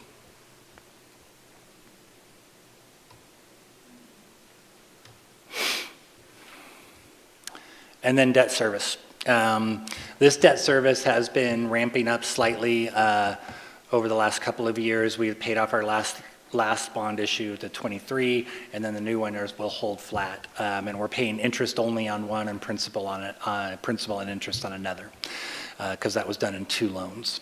And those are actually on page 345 if you're interested in looking at that in more detail, which has, excuse me, the entire debt service schedule in Appendix P. The wastewater debt service does not pay off till fiscal 38. Jason, on page 214, it shows direct operations and maintenance costs per million gallons treated. In 2022 and 23, it was $872. Now it's up to almost $1,400. That's remarkable. Well, so I want to clarify that. So that's actually the goal, and I know that sounds like a horrible way to repeat the goal. We subscribe to several trade organizations, American Water Works Association, the Water Environment Federation, and they take surveys of the cost to treat wastewater across the nation in regions, utilities of similar size, similar treatment, and those are the numbers that we are seeing across the nation. I think when you see the actual, so like the 23-24, the goal, and it's not a goal, it's kind of, that's that midpoint, it's the wrong word that's there, but we were $200 per million gallons under. So again, while it says 1,300, we're going to come under that. That is definitely always our goal. So those others aren't real numbers just yet. So, Mr. Chairman? Sorry, Tom. My question is on the same table that you were looking at on page 214. The line below is energy consumption per million gallons, and there was a significant improvement there. And the timing of that makes me think it might have to do with the anaerobic digester? yes. Yeah, Are there other ways that energy efficiency has been accomplished? Yeah, so the change out in the aeration basins and the new blowers that were installed have allowed us to be much more efficient. So the old ones were pretty much you turn them on and you blow and you blow and you blow. This one now we use what's called DO control, and so we can set the exact oxygen level, dissolved oxygen level that we want in the basins, and we will only apply enough air to maintain that level. That helps to save us energy and dollars. The reason I ask is that the city uses about $1.6 million a year of energy in all its forms. Yep. And when you look at the use of electricity, it's the water collection and water distribution, treatment, wastewater pumping, and so forth, use a lot of energy. And in order to become more efficient and reduce the amount of energy, it means investing in capital equipment that will be more efficient. For example, pumps. Are there more efficient pumps available that may cost a little more, but would that improved efficiency be worth it? Yeah, almost all of the projects that we do today, we evaluate all of our equipment for efficiency. You do reach, especially with pumping, you reach a point where you can get 95, 97% efficiency, and that's about as max as you're ever going to get without spending really, really significant amounts of capital dollars. Really what we look at for benefit, things like blowers, which are super power intensive. You look at things like DO control to where you can minimize the amount of air that you're applying to make sure that you're hitting those targets. At the water plant, when we do the new water treatment plant, you know, the pumps are all in that 95, 97% efficiency range, but they'll all be driven with VFDs so that we can maximize the speed at the minimum kilowatts and maintain the optimal pressure all the way through the system. So we do those things as just a course because it saves money on treatment. That's really what it boils down to. The lower the treatment costs, the less money I'm here asking you guys for each year. So. Well, the improved efficiency you've shown is very good. Yep. So, yeah. Thank you. Well, and his natural gas bill dropped a lot last year too, as you recall from the digester project and being able to reduce that boiler gas. It's not been flawless, but it's been pretty darn good, right? Yep. Okay. So again, the operations, this is kind of that program ops. We are seeing the 0.8 FTE in the program. Overall, this one is down, but it comes down to the contingencies, just maximizing that, trying to maximize our transfers out while still accounting for increased costs elsewhere. Joel? Again, Jason, I appreciate your understanding that you have contingencies in 25 and 26. Yep. And you have ending balance in 23 and 24 with no contingencies. What page are you on, sir? On 218. Thank you. I can see JC. He was already reaching for the microphone. Yeah, and so I was wondering, there seemed to be a switch in accounting, which I think I can understand. The other thing, though, I wonder about is the starting balance for the 25 budget. It would be the ending balance from the previous year, correct? Yes. So I'll answer your first question last. Yes, your ending balance of 1 year begins your balance for the next year. We budget a contingency, but you never spend your contingency, and so in the actuals it should be 0. Mm-hmm. And then that will actually move it to a fund balance, an ending fund balance accounting-wise for the actuals.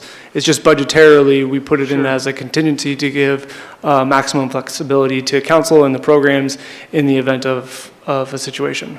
Now, you guys are the professionals, but it would seem to, you folks are the professionals, and I respect that, but it would seem to me as an amateur that if you have a ending balance each year that is in the millions, and that's part of your beginning budget for next year, that would continue to build at some point in time and need to be pared down.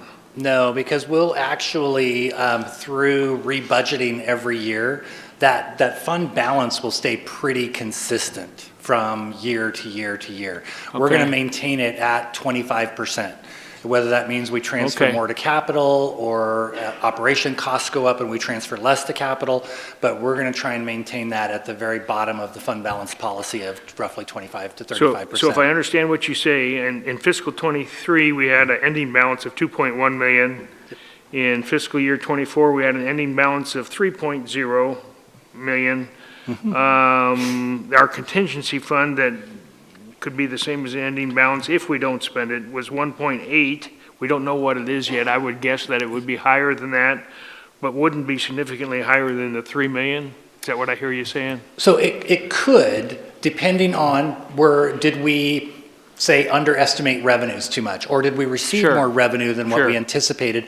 Did we underspend by a significant margin is another one that, say we lost 3 long-term employees in the middle of a year. That would make a pretty big hit. And so that number could be significantly higher than what we budgeted if we greatly underspent.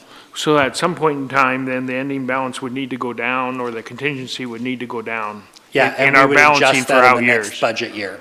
Okay. Yep.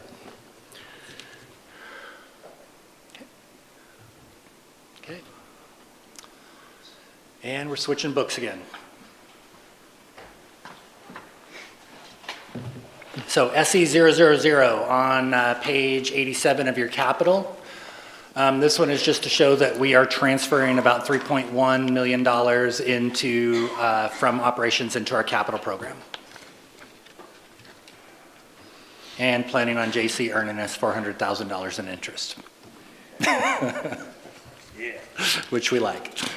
So SE 5080, this is water restoration plant structural repairs. So the water restoration plant is a living, breathing plant, and it has quite a few needs. We try to fund this with about $100,000 annually so that we're able to tackle small structural problems with the building or some of the outdoor tankage. It just gives us some flexibility to not have to, we can react very quick to a problem that we see developing. Joel? I need to stop asking questions. This will be my last question unless something happens. But, so then you have money associated with wastewater projects, wastewater operations, debt service, water treatment. So those different funds, can they be interchangeable?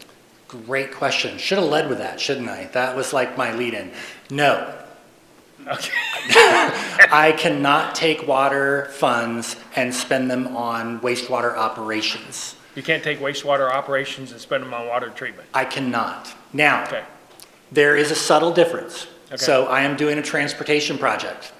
That transportation project has a water line in it. It has a sewer line in it. I can have water dollars in there, sewer dollars in there, but they can only pay for their portion of that project. That is the extension of that water main. Okay, yeah, thank you.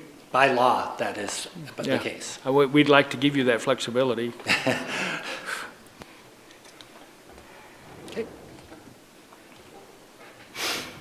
SE 6200, this is Spalding Industrial Park, wastewater infrastructure upgrade. This is a project we've been working on for a few years. It is a challenging project. The Spalding area is one of our largest industrial areas. It is also at the very fringes of all of our system, and it is incredibly difficult to serve it out there. So this project is actually, I think we're getting really close to having construction-ready drawings to be able to build the wastewater collection system, which will get us all the way up to the creek and over. So we're pretty excited. We are applying for grant funds for this. In addition to, this project is also identified in a bill in the current state legislature to help us to fund this project, because we're still a ways off from having all of the fiscal resources we need to complete the project.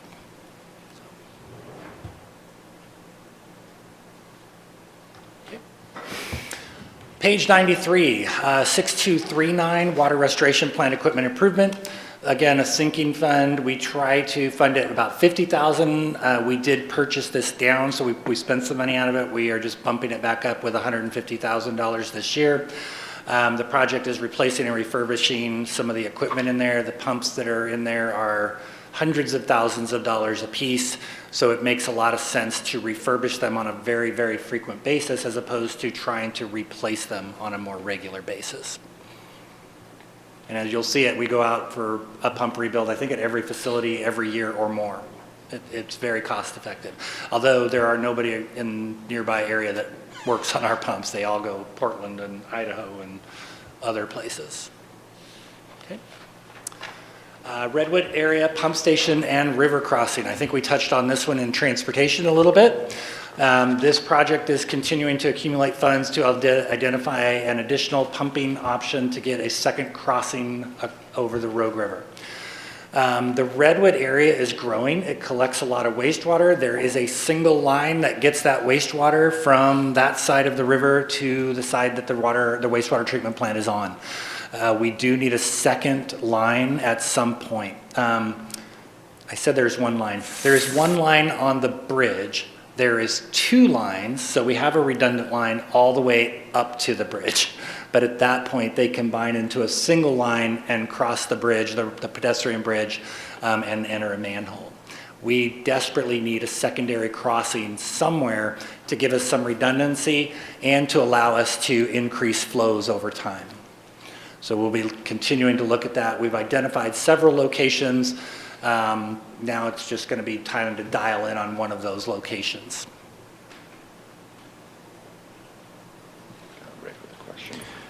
Jason, with new technology, is there any opportunity for a modular wastewater treatment plant that we could locate there rather than pipe across the river because of the distance? So maybe. You know, the hard part with that is trying to permit a secondary outfall into the Rogue River might be much more of a challenge than just siting a plant there. So that there, yes, I mean, when we start looking at these things over and over, we'll try to come up with all the options that are out there. There, as you recall, Redwood used to be a treatment plant, but they were in a lot of problems with bad discharge. That discharge point was eliminated from the Rogue River. Now to get a new discharge point permitted on the Rogue River, I think could take you 5-10 years alone to discharge wastewater into the Rogue River. So very challenging.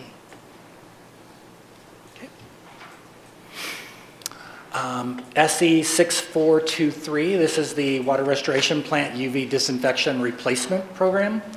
It's on page 98 of your capital. Several decades ago, we used to use chlorine gas to disinfect the wastewater before it was discharged back to the Rogue River. As you know, chlorine gas is a very deadly gas. We then also had to deplete that chlorine residual with chlorine dioxide, which is another very deadly gas. So we switched to UV light. It works far better, but it does consume a fair amount of power.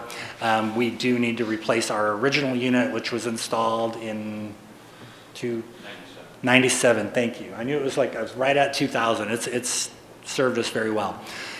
So we're trying to get that funded for a future project.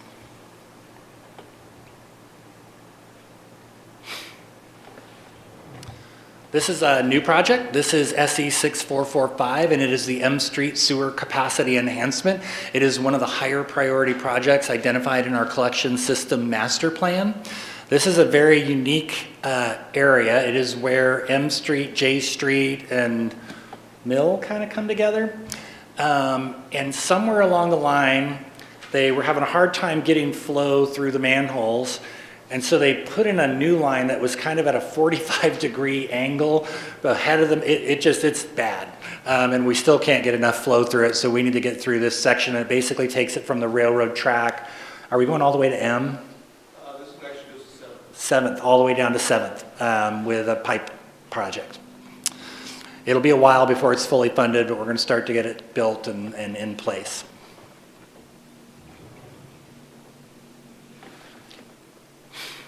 And another new one, this is a project actually that we had a pre-bid meeting for today. It is the secondary clarifier refurbishment. These clarifiers were installed decades ago. This is just going to take out the inner workings, coat them in place or recoat them in place, rebuild the drive mechanisms, put it back in, and it'll run for another 20 or 30 years. It's a pretty neat project. And pretty low cost, so, as wastewater projects go. Okay. Back to the other book. The good news is, I think, we're pretty much done with the capital book, if I'm not mistaken. There's still capital project, but I don't think there's any that received funding. I'm looking at Wade. He's giving me the evil eye. Yeah. Thank you, Kira. So page 244 to 233, our solid waste budget is very limited, and it really is to handle post-closure operations of the Merlin landfill. We do say that there's limited franchise management, but largely that is handled through the Solid Waste Agency of Grants Pass. And then the city of Grants Pass operates as the operations manager for that group. But almost all of it is handled for the agency or the franchise management. So the primary purpose is the post-closure monitoring of the closed Merlin landfill. It handles all the sampling and reporting, maintenance of the cover and all of the surrounding properties, and any other actions ordered by the DEQ. What I will say about the Merlin landfill, there is contamination, it is declining, but we're going to be responsible for this forever, and it'll be an ongoing issue.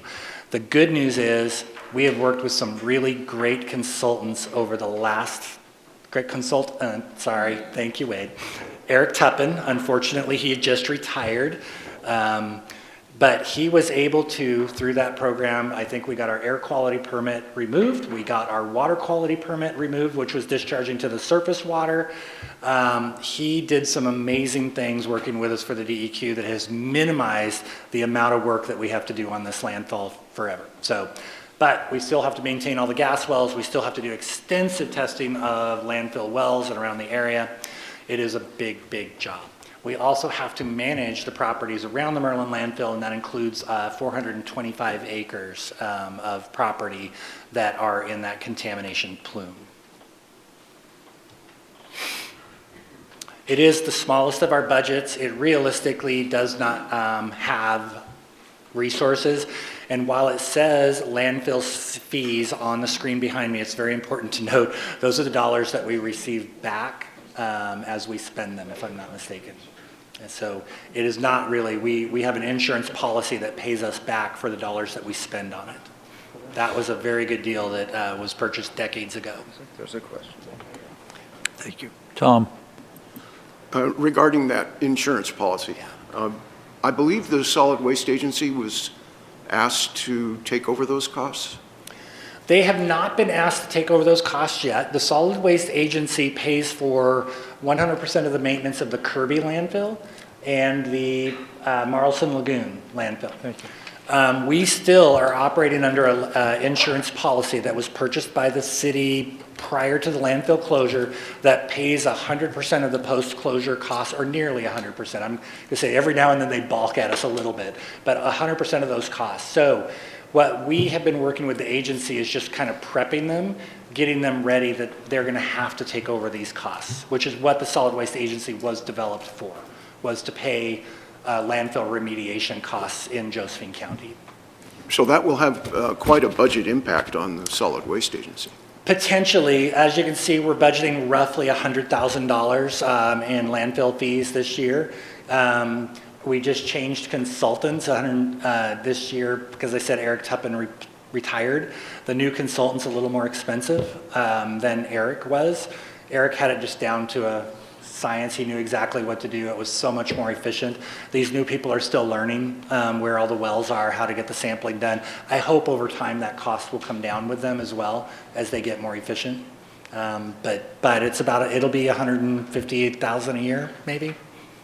So. Rick? So Jason, the landfill, even though it's owned by the city, was used to be used by the county as well.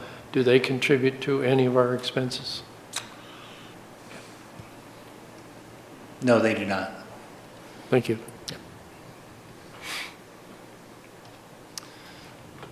Conversely, I'm going to give them a little bit here. We don't contribute to Kirby or Marlson, which we probably did, maybe not to Kirby, but to Marlson, we surely did. So field operations, this is just a little bit of personnel costs that we use for our staff time to help to manage all of this stuff. They're very small dollars. And then this is primarily where all that contractual work handles for the post-closure operations. And largely that is reimbursed 100%. We don't have a lot of revenue coming back into this program.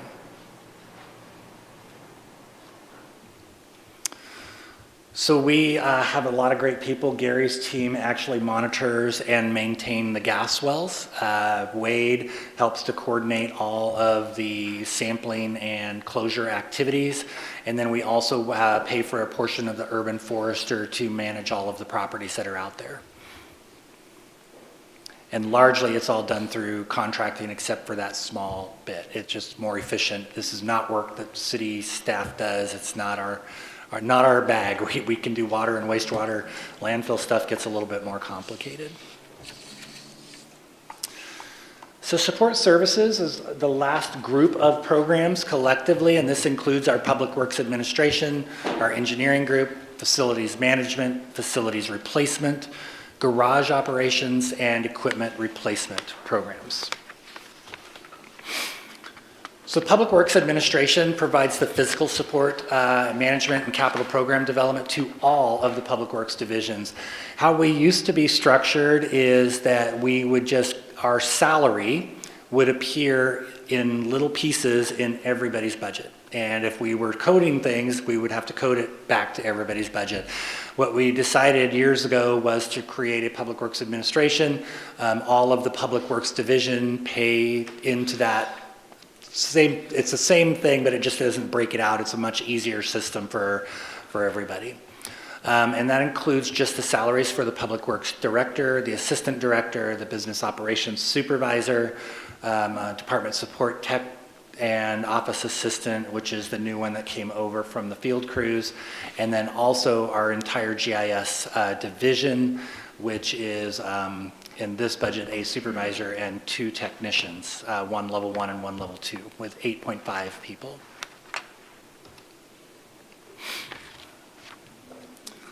The budget is largely all indirect charges or direct charges to our departments. And we keep our beginning balance very low. I want to say the fund balance on this one may not even be in the fund balance policy, because it's such a new program, JC, but it's in the 10%, 12%, because it's an internal service. Yeah, and we'll look at changing that potentially with the large revision of the financial policies. And it is almost all personnel. We don't have a lot of materials and supplies. We do contract for a fair amount of services, and we do pay for all of our square footages, similar to all of the other divisions. And as you can see, our contingencies, we're pulling those down to try and get down into that fund balance. The reason it was so high in 25, we administered several capital projects, planning projects for facilities. A lot of that money got turned back into this contingency.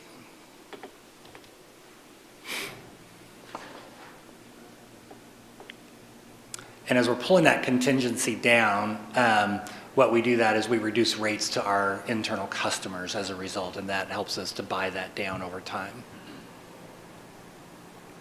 And again, as you can see, really is personnel heavy budget. Engineering division, this is Wade's crew. Woo, go engineering. They are the guys that are out there getting all the stuff built. They really are gems. The program is responsible for all new and refurbished public infrastructure, not just the city's projects, but developer installed projects as well. It is up to that group to inspect all of the developer installed improvements to ensure that they meet city standards and are going to last us for a generation or more. They are responsible for bidding, recommendation for award of city projects, and that includes the oversight and inspection services. They are funded by fees and internal and direct charges to their customers. Largely, mostly to the internal customers than external. Our external fees are low, again, to help facilitate development. Similar to the conversation that we had with Brad yesterday, we subsidize that from the internal side. There are a total of 6 FTEs, and this includes our surveyor, 3 engineering techs, those are the guys that are actually out, guys and gals in the field inspecting, a department support tech, and the city engineer, who is a contract person. He's not actually part of that 6 FTE.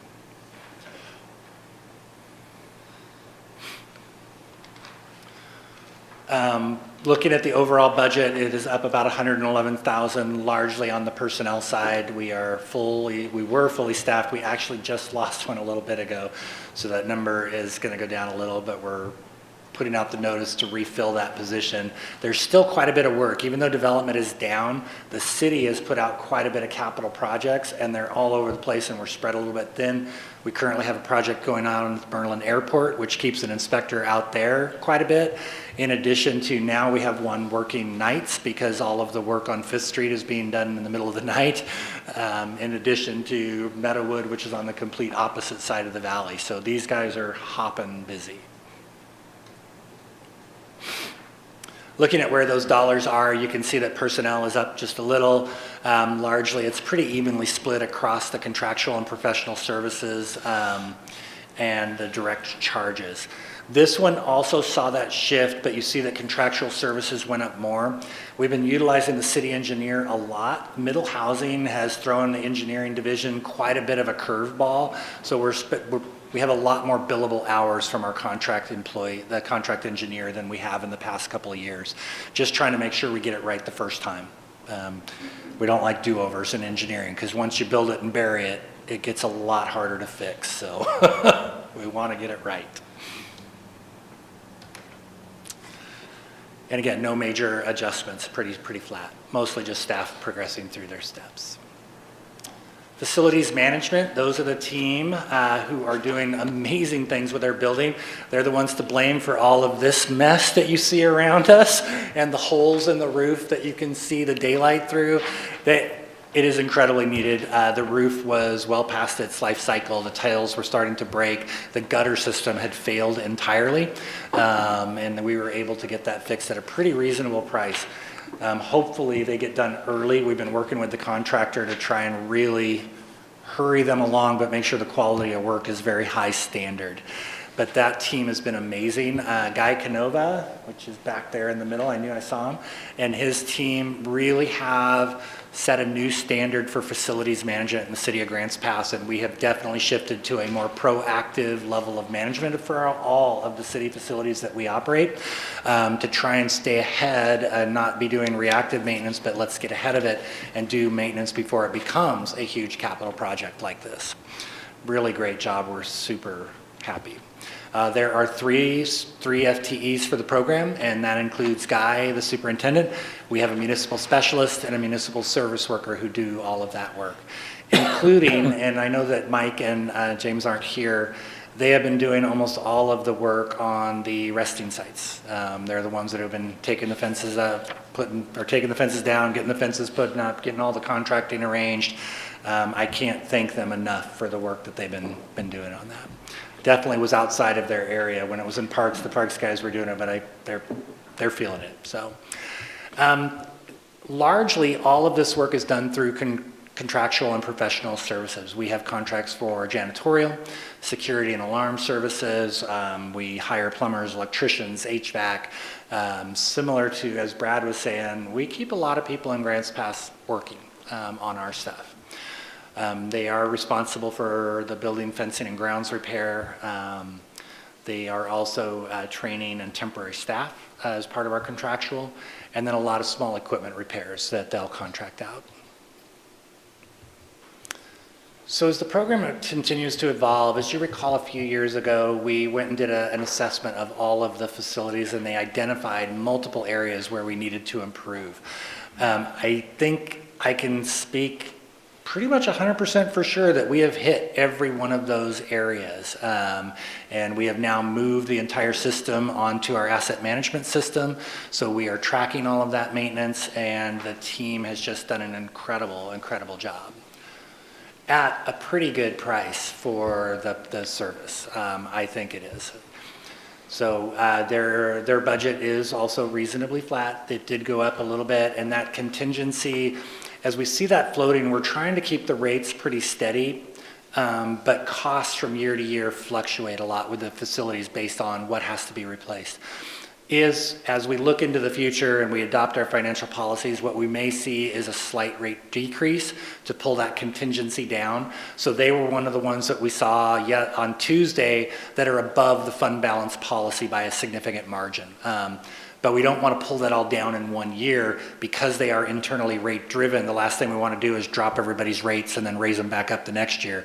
So we'll try to pull that down slowly over a couple of years.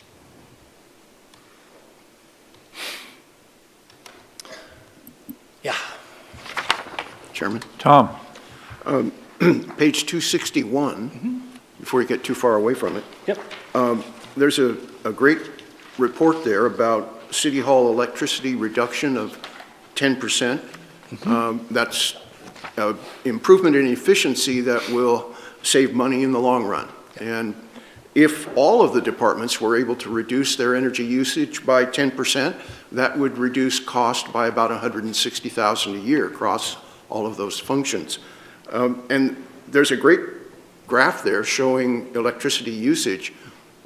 In the future, I would hope we could see more data like that, perhaps an appendix on energy usage that would allow the Budget Committee to review efforts to improve efficiency and perhaps make suggestions for further success.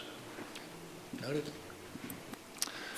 So our newest program, and this is on page 265 to 266, and this is new last year. It is Fund 835. And it is our Facilities Capital Replacement Fund. So one of the two studies that were done, one was a PAVE audit on the facilities group itself. The second was an assessment of all of the city's facilities, identified the need to start setting aside money for large-scale capital projects because we were not doing that. So this fund was created to do that, exactly that thing. So we are now setting aside money at 2 of our major facilities. We're hoping to expand that in the future, but right now it is limited to City Hall. So all of the tenants in this building pay an additional fee, which is a capital replacement fee. And then all of the tenants at our city yard do the same thing because that's our second largest facility with the most number of tenants and some pretty old rickety buildings that need to be replaced in the near future. We're pretty proud of this one. It is what's allowing us to rebuild this roof currently, and it will be allowing us to start building some smaller facilities and making some repairs at the city yard here in the in a few years. As you can see, it's starting small, but all good things do.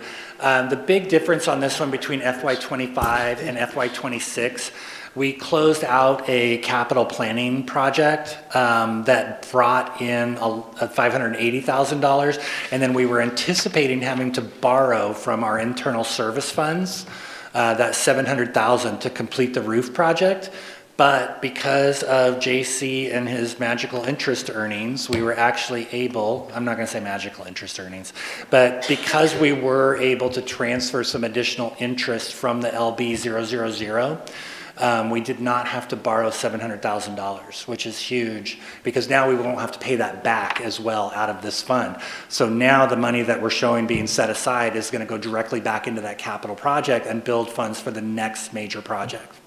So that was a good investment, good use of the interest earnings that we are now earning on a regular basis. So the change in the financial policies really benefited the city's users. Okay, garage operations.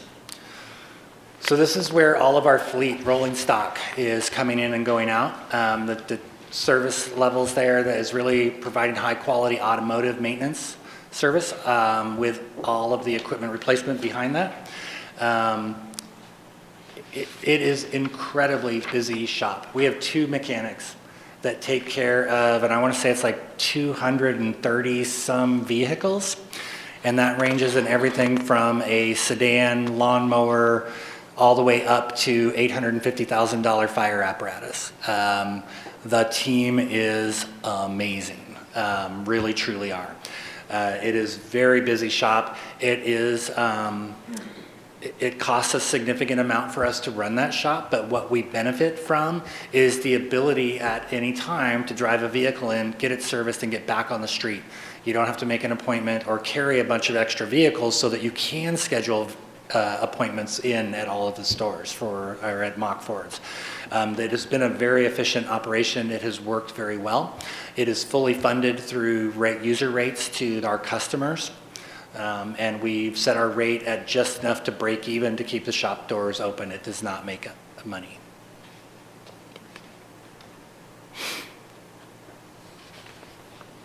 And all the same changes, contractual services are down. This is another one that's a very, very challenging budget to budget. The way that the fleet budget is created, for calendar year 24, we bill all of that work that we performed this fiscal year. So we're 18 months behind. We do the work last year and we bill for it this year.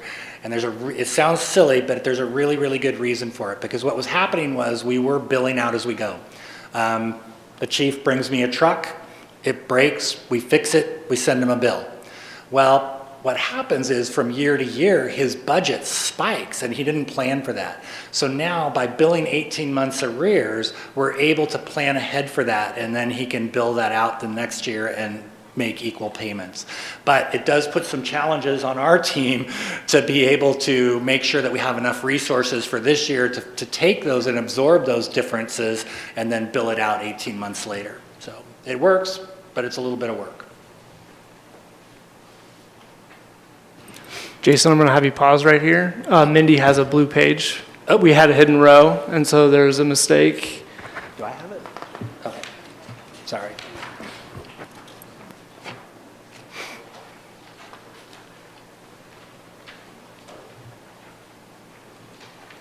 Thank you.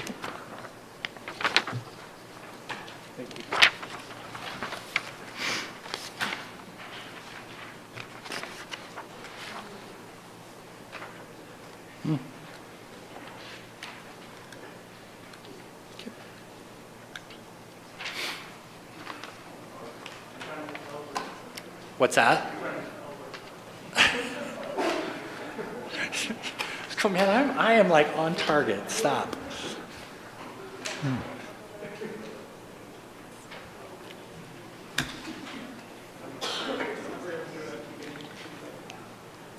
Got my eye on you. So equipment replacement budget, and now apparently my numbers are not going to match the ones that are on the screen here. They should be really close. Okay, got it. Oh, it was another one of those hidden rows. Got it.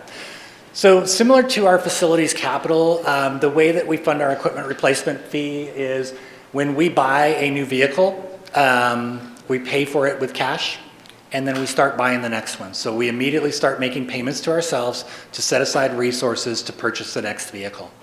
That helps to smooth out the budgets of all of our individual divisions to ensure that if I have to go buy 5 vehicles, I don't need to come up with a cash payment of $200,000, or in the case of a fire truck or Vector trucks, $650,000, $700,000, $800,000. So by setting these dollars aside from year to year, it helps to even that out. But it does mean that the equipment replacement fund does sit on quite a bit of cash, and it is held in reserve for that individual vehicle, and we can go in and track how much money is in every vehicle within our billing system.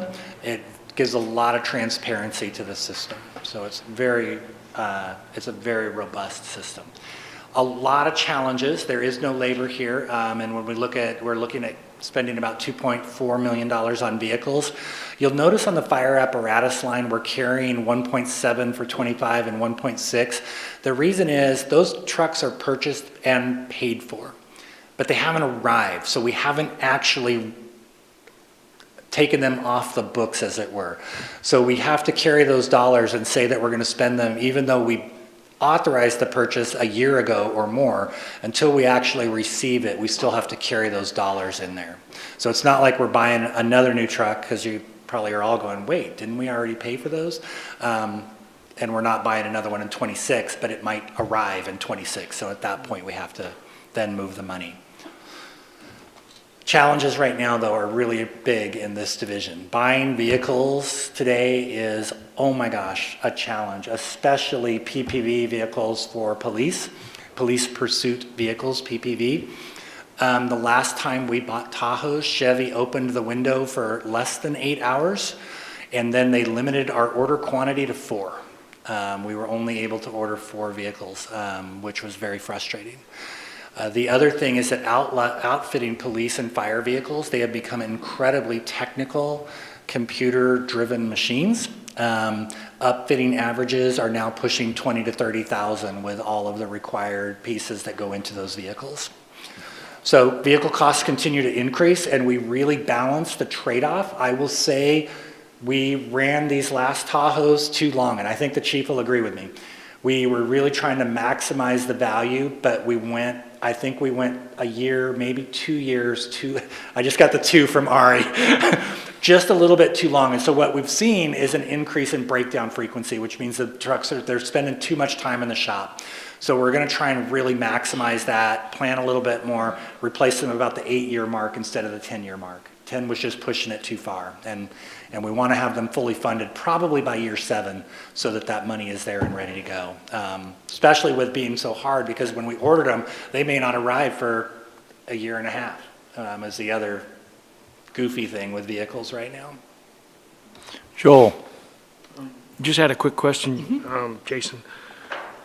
There's, in the federal government, there's what they call GSA services, and they purchase all their vehicles through that, and they get discounts then because they do that? Yeah, we only purchase through, it's Orphan, but it's the same thing. It is all pre-negotiated state or federal pricing. Okay, so we use that to lower our costs. Yep. Okay, so then the benefiting function then, I'm used to calling it FOR, but the monthly or yearly replacement value comes from the benefiting function. So police pay their share, Public Works pays their share. Yep. So forth and so on. Yep. Okay, thank you. Tom? Yeah, again, my question is regarding energy efficiency. And there are, across all of the city, there's, I had it written down, 210,000 a year spent on gasoline. And of that, about 150,000 is in the police department. And there are replacement vehicles available that are much more efficient in their use of energy, particularly hybrids. Ford even has an F-150 four-wheel drive that's a hybrid, gets 22 miles per gallon. Do you purchase hybrid vehicles? We do. We really try and evaluate each vehicle independently. The hybrids we have purchased have traditionally been for our pool vehicles, but as they are becoming more prevalent, we're evaluating them for things like code enforcement, other specialized uses, maybe not for the actual patrol vehicles at this juncture yet, because the PPV really hasn't broken into that market. We also are evaluating them on like the meter reading, the engineering vehicles, ones that are really running only in town. So we are evaluating that on a case-by-case basis. So Public Eric? Works. Sorry, Eric. I'm not sure if, well, I'll just ask the question. Is there, how do we determine what the right size of the amount of vehicles that we need? Yeah. Is that evaluated? How often is it evaluated? I mean, I'm in terms of, do we have excess in some areas? And if so, why? And what's that look like? Yeah, that's a great question. We actually do. We monitor the mileage on the vehicles, and if they fall under a certain threshold, we evaluate whether or not that vehicle should be disposed of or not. We also have a very rigorous program. You can't just go buy a vehicle. So even if the chief wants another fire or another police engine, police vehicle, he's got to run that all the way up to the city manager and back down to get approved. And then we look at how many vehicles are in the fleet, how many miles are they doing, are there, or are we just having vehicles sit around the yard? Because that is definitely not what we want to do. So it's pretty rigorous. Thank you. You're doing a heck of a job. Thank you. I appreciate that very much. So kind of just to close out, just some of the challenges. Replacement of the water treatment plant really is our #1 challenge in Public Works, and it just got, I think this was the same thing last year, but it definitely got a little more challenging this year. So we're going to be doing a little bit of extra work to see if we can get that completed. Stormwater management is going to continue to be an issue as we move forward in time. With all of the new rules in place, we're really going to be ramping up our education with our, citizenry as well as our development community, because these are big changes that are, kind of rolling out over the next few years. They're in place, but they're still being adopted. So it's a little bit of a learning curve. Funding very large capital projects are going to continue to be a challenge for the department and the city as a whole. Things like the Foothill Roundabout, Redwood Highway looping, Spalding upgrades. These are very, very large capital projects that may, in the case of Foothill, you're only benefiting a very few properties, so it's hard to really focus your dollars there, but we're going to continue to meet where the council wants us to focus those efforts. And also the changing regulatory environment. It was mentioned earlier, PFAS, as a concern. That is just one of the chemicals that really is on the radar. With the change in the administration, we may see that roll back again, but the administration can change in another 3 years and we could see it go back even more stringent the other way. So we want to be very fluid with that and keep a watch on what those regulations are. Our teams do really good jobs with keeping up and reacting. Whoa, sorry about that. That went one slide too many.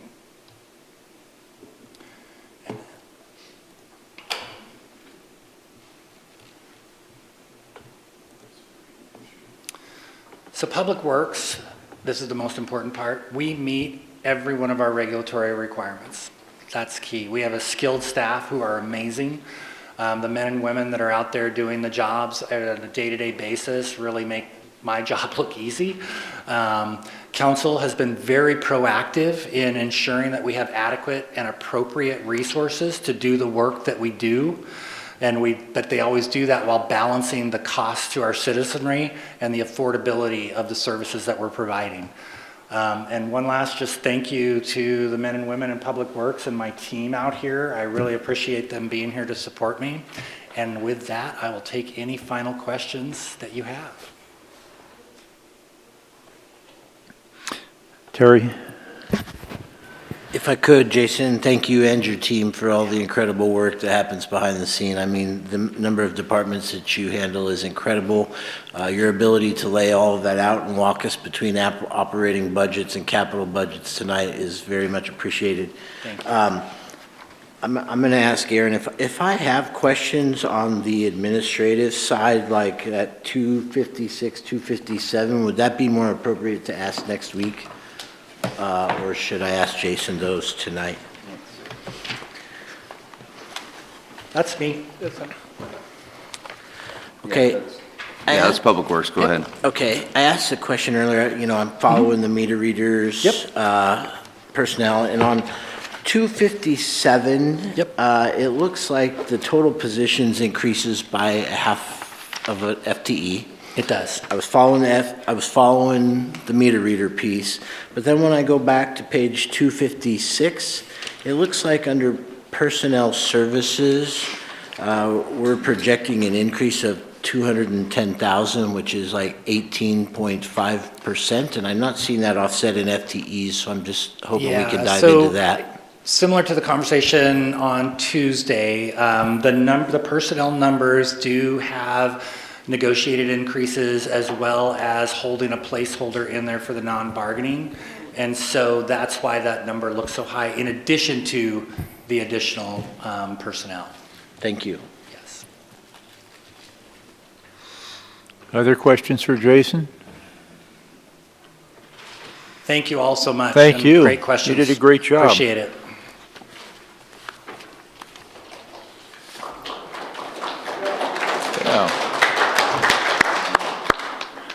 At this time, we'd like to receive public comment or questions, if anyone would like to participate. Okay. Do we have any general questions or information requests from the committee? Okay. Not seeing that. We need to vote for a tentative budget approval. Oh, I'm sorry. Who was it? Oh, Thank you. Christina. Thank you.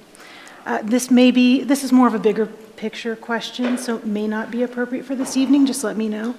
I wanted to address the utility fee, the $12 utility fee. I was going to bring it up during Jason's presentation because it does affect infrastructure, but it also affects, police and fire. Would this be better brought up on Monday? Oh, you're talking about the public safety utility fee? Yes, due to it being budget season, I wanted to see when that would be addressed. When going through the document, I noticed that it was listed as temporary, and I've also seen that there's a broader strategy to it, and I'm interested in hearing about it. Sure. Yeah, I'm not sure about it being listed as temporary, but it is a $12 utility fee for public safety. That will likely be part of the general discussion that council has on June 30th when it comes to public safety services and level of service and funding. So it is a funding tool currently right now to fill a gap with public safety funding. Okay, so we do not see it as a budget committee discussion that is necessary? Correct. Thank you. Terry? Similar question, on policy and legislation, page 122, will that be discussed next week on Tuesday? Yeah, that's the resting sites and the general fund, general operations. Oh, yeah. Thank you. Yeah, that'd be handled at our next budget meeting.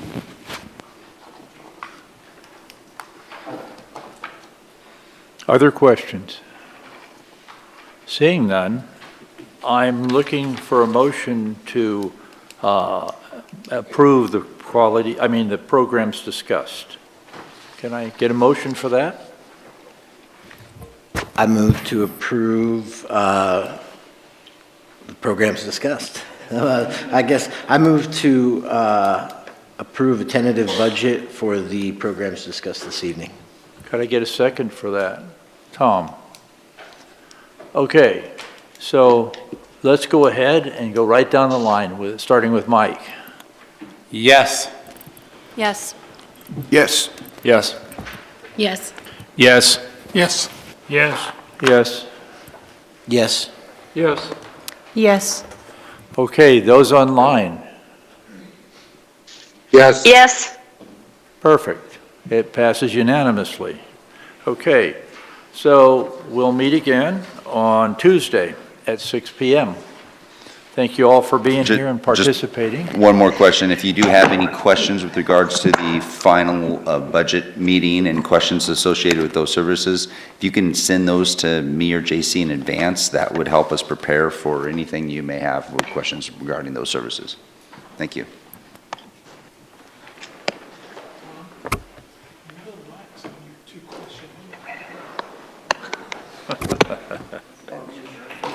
We are adjourned. I'm sorry. Yes.